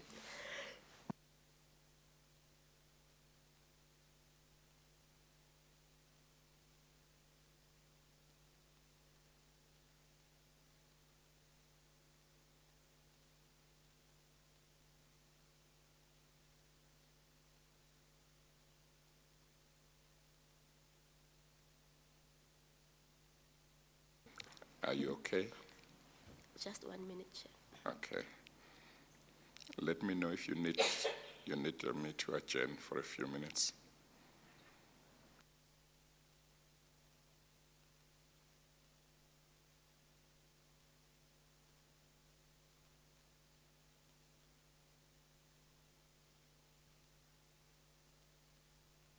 To the following paragraph. It is not the intention of the cooperation agreement to give CDB exclusive rights to the procurement of goods and services, and neither does it give CDB first right of refusal on the market demand strategy. We agree and acknowledge the importance of the MDS in supply development and localization, and the role that Transnet's procurement plays in building the manufacturing sector of South Africa. The company's procurement policy is aligned to the country's Preferential Procurement Policy Act, and our strategic plans are in support of the National Development Plan. We take our role as both the enabler and the driver of economic growth and competitiveness serious, and our strategy and action plans are in support of government policies. We see ourselves as an integral part of the government and will not engage in activities that are not in support of the country's priorities. This is reflected in the way we do business with outside parties. We do acknowledge that entities from abroad carry their national mandates. The information that we share with such entities is similar to the ones that we share with both domestic and international investors on Transnet's future plans. Such investors may at times share their plans with their respective suppliers based on publicly available information, and we normally record such a possibility. This should not be construed as Transnet's giving away confidential information, as we share information with lenders, banks, development finance institutions, and export credit agency in the normal course of business. Clause 2.1 and 2.2 merely acknowledge and record such a possibility without giving any preferential treatment, and it closes off by saying that I trust that the above explanation will give you comfort that we do not give preferential treatment or first right of refusal to any company. And do you know whether there was any further engagement between Transnet and the Department of Public Enterprises? Chair, to the best of my knowledge, the negotiations were not reopened. And the agreement was not terminated? Correct. Then in paragraph 102 of your statement, you deal with the financing of the 1064 plus 160 locomotives. Can we refer to Exhibit BB10B, which is your supplementary bundle.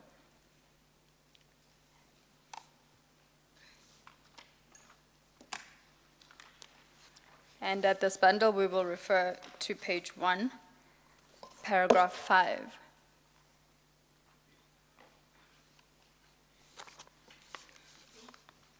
Page 1 at paragraph 5.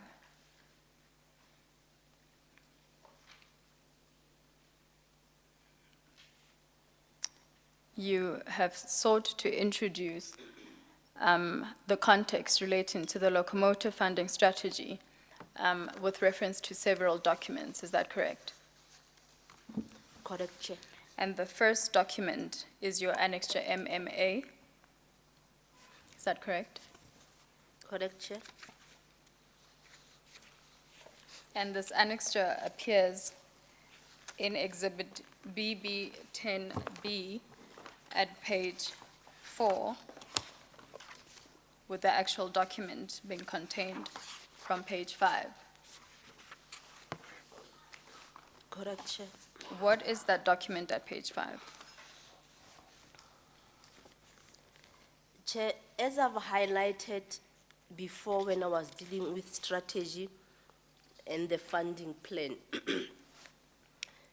the way we did business was that we will anticipate big spending. And the head of structured finance was a member of the investment forum. Thank you. And me, in my capacity as the treasurer, I was a member of KPIC. KPIC is an EXCO subcommittee, and it has delegated authority, I think, up to 400 million for business units, and I believe 800 million for TFR because it's a huge organization. And therefore, we would have had sight of the activities that are costly, that are coming. So we always prepared ourselves ahead of time. And normal practice was that we will start our activities 12 to 18 months before the required funds are needed, understanding that there are processes, there are negotiations. So there's the processes, the analysis, the negotiations, and then the approval processes as well take time. So we'll start stuff early on. So, Chair, by April 2013, we already knew that a big procurement is coming up soon. So we started thinking around how we are going to handle this big procurement event, both from a financing perspective and from a financial risk management perspective.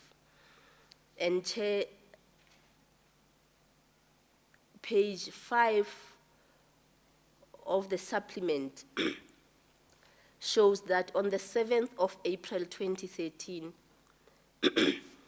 I sent Mr. Singh an email after having had a chat with him around rough ideas on financing, and as well as on the kind of risk that we need to monitor and mitigate.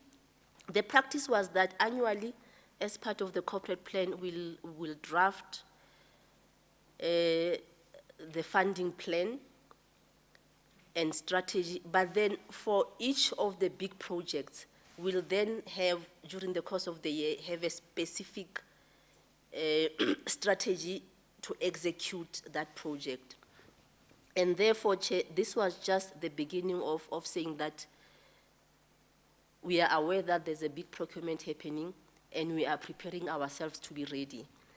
And here, I'm just merely alluding to the fact that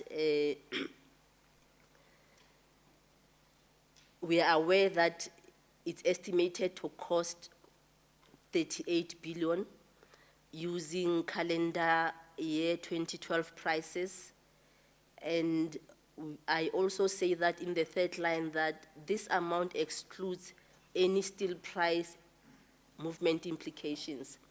Also assuming that a locomotive uses a lot of steel, and therefore any adverse movement will have a negative impact. And then I also say that the acquisition of the 1064 will be funded using a mixture of cash generated by operation and external borrowing. And I give an example of what is available that we can use. And I say that we are building up our facilities, and I say that an amount of about 2 to 3 billion using the numbers as per April 2013 should be sufficient to cover the short-term needs of the project. And for long-term finance, we can use the ECAs, the DFIs, and the South African asset managers, because they had indicated appetite over a prolonged period of time for long assets.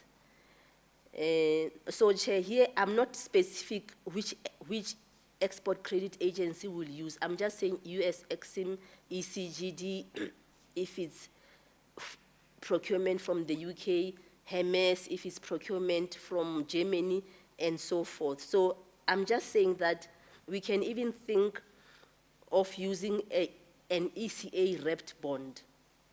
An ECA wrapped bond is a bond that is issued, listed, but it's at the back of a guarantee from one of the ECAs. And, sorry to interrupt, Chair. what would be an ECA? It's Export Credit Agency. And EDC? EDC is Export Development Canada.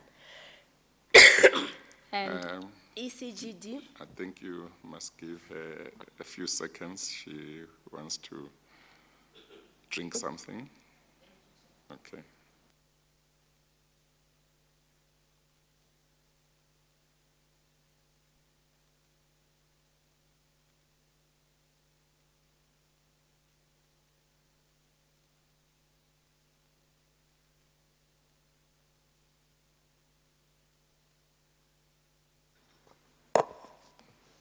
are you fine, ma'am?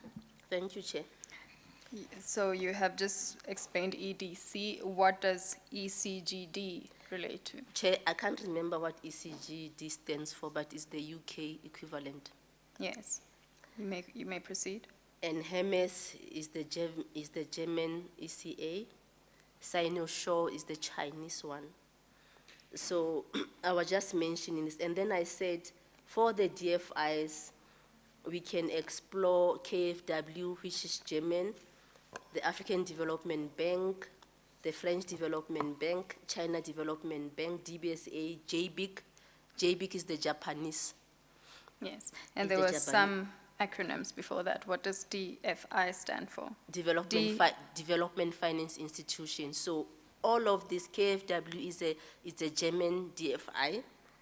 AFDB is the African one. The French Development Bank is called AFD. DBSA is our very own. JBAC is Japanese Bank of International Cooperation, I think. Yes. Thank you. You may proceed. And then I also go on to say that we can even tap the local market. At that point, we're also exploring the possibility of having a locomotive bond. Up to that point, we were issuing only general bonds. We never had a project specific, so we were exploring as well. And I highlight in this email that we can even think about a locomotive specific bond. That is a capital market bond secured by locomotives, and in certain instances may be covered, which is an ECA wrapped bond. So I was suggesting two specific bonds that can help to reduce cost further. So, Chair, I even say that I go on further to say that the fleet cost is based on a set of assumptions including the timing of contracting, the exchange rate assumption, and a mix of local and foreign content. And therefore, there are a number of risks that we need to monitor closely. And I say it's the currency risk, it's the commodity risk, especially around steel prices, is inflation, it's volume growth and implications on revenue generated. Because remember that these plans are supported by assumptions around certain businesses or certain revenue that will be generated. So if volumes don't pick up, then we won't have, the business won't be able to generate sufficient cash. And then we also say that the timing of actual cash flows versus planned might have implications on the funding. And that's where the bridge finance will come into play, to close that gap if necessary. And then we go on further to say that there are new regulations around Basel III on swap cost, and banks now have additional terms and conditions and additional costs that they need to include to cover their regulatory requirements. So Chair, and then I go on to say that we must also think around the possible increase of the expected total cost on the two ratios, Chair, the cash interest cover ratio and the gearing ratio. What will be the impact? Is it manageable? Is it negative, and so forth? And finally, the possible impact of the cost increase on our liquidity ratio, especially around the AB ratio, which is the 1.2 times that we are targeting over a 12-month rolling base. So I just highlight at a high level that these are the financing points that we must consider, and on the financial risk management aspect, these are the points. And did you receive any response from Mr. Singh? I don't remember. I don't remember receiving a specific response. At the opening of that email, you say there, and I quote it verbatim, "Dear Anoj, here with the note as promised." Is one to understand that Mr. Singh was expecting this note? Yes, Chair, we had a discussion before, and I said that I will write him a quick note, and then I will follow it up with a formal memo. Can we then turn to page 7 of the bundle, still on Exhibit BB10B, at your annexure MMB. What appears at page 8 of that bundle? Chair, I then follow up the email note with a memo. Chair, again, because we don't, so the memo is dated the 12th of April 2013, and I put now in detail what I had in the email of the 7th of April 2013. The subject is funding options for the 1064 locomotives. I then discuss, I give background of the locomotives and how much is expected to be spent over the next few years. I then go on to discuss and to say that the funding sources will be grouped into the bridging finance, understanding that these types of procurement always needs a deposit of some sort. I then follow up and say that we'll consider in paragraph 6, we'll consider long-term funding sources. And I start with the domestic medium-term note program, which was the core of our financing program. I go on to say the export credit agencies and the development agencies, and then I go further to say that we can even consider project-specific or transaction-specific bonds. This is where I was talking about the project bond, a local bond, or an ECA repped bond. And then under 6E, I go on to say that we can even go to bank loans, but the challenge with bank loans is that they are limited in tenure, is 3 to 5 years, and an asset like a locomotive has a long lifespan, anything between 20 to 30 years. So when you finance such an asset, you must always try to match the life of the asset with the life of the liability.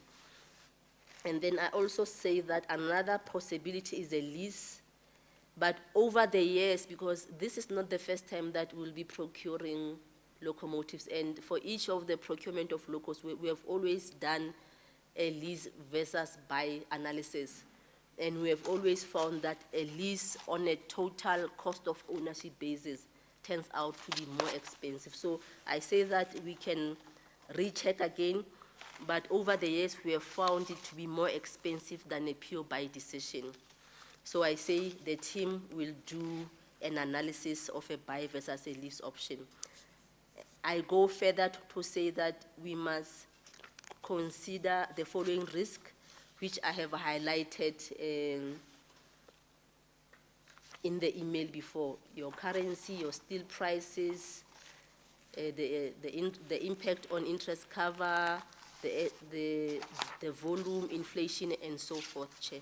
So, Chair, what I'm trying to say here is that we started thinking around the financing for the locomotives as early as first quarter of 2013-2014.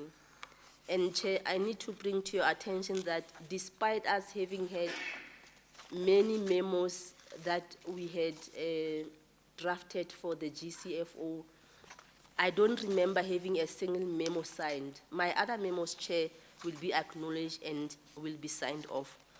And for one reason or the other, Chair, and it's only with the passing of time where a trend was now established that the other memos will be safely received, acknowledged, and signed off. But anything that related to the financing of the locomotives, for one reason or the other, the memos will be lost.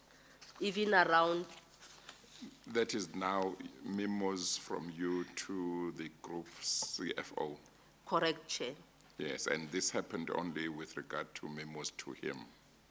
Yes, but only... In No, regard the other to memos, the specific ones. for 1064, Yes. the memos would get lost. Yes, okay. So for the financing part and for the financial risk management part. And it's a trend that, it's a pattern that I only realized later, that in actual fact, the other memos, I don't have problems, but with these particular ones, for one reason or the other, they always get, so such that I cannot provide you with a memo that I can say, here is a financing memo that was signed.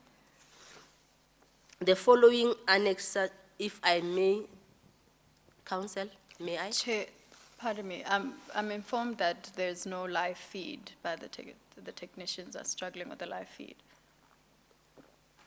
And it's 5 o'clock. In any event, we are past 5, we have gone beyond 5.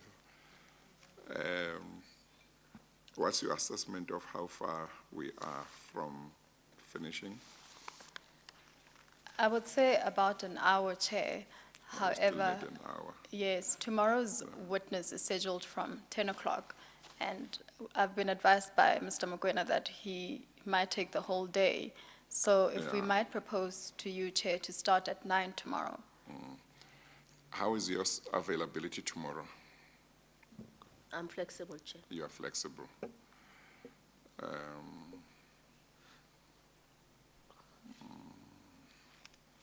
There might be some difficulty in starting at 9 tomorrow.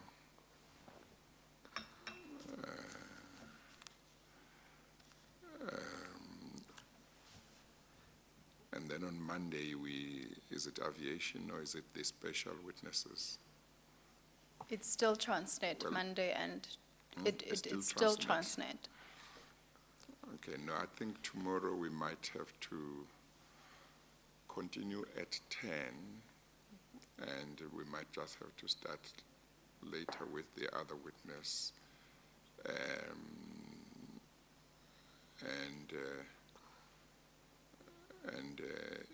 Hopefully that witness would be available to continue on Monday. No, he's not, Chair. I'm advised that the witness is not available the following Monday. He is not available on Monday, but he should finish in one day, as you understand the position.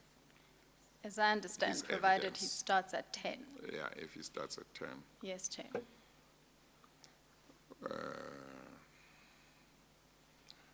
Well, let's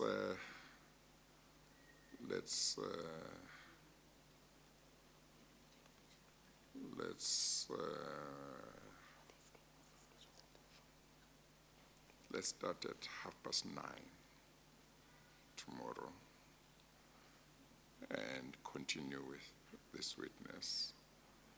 And then we will see how we go. We might be able to find another 30 minutes somewhere to make up for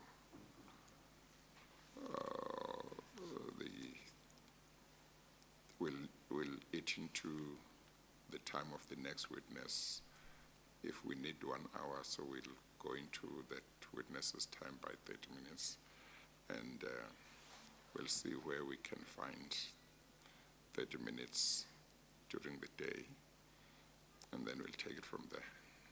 Thank you, Chair. Okay, let's stop. Let's adjourn now. So we'll adjourn for today, and then we will continue at 9:30 tomorrow morning. We adjourn.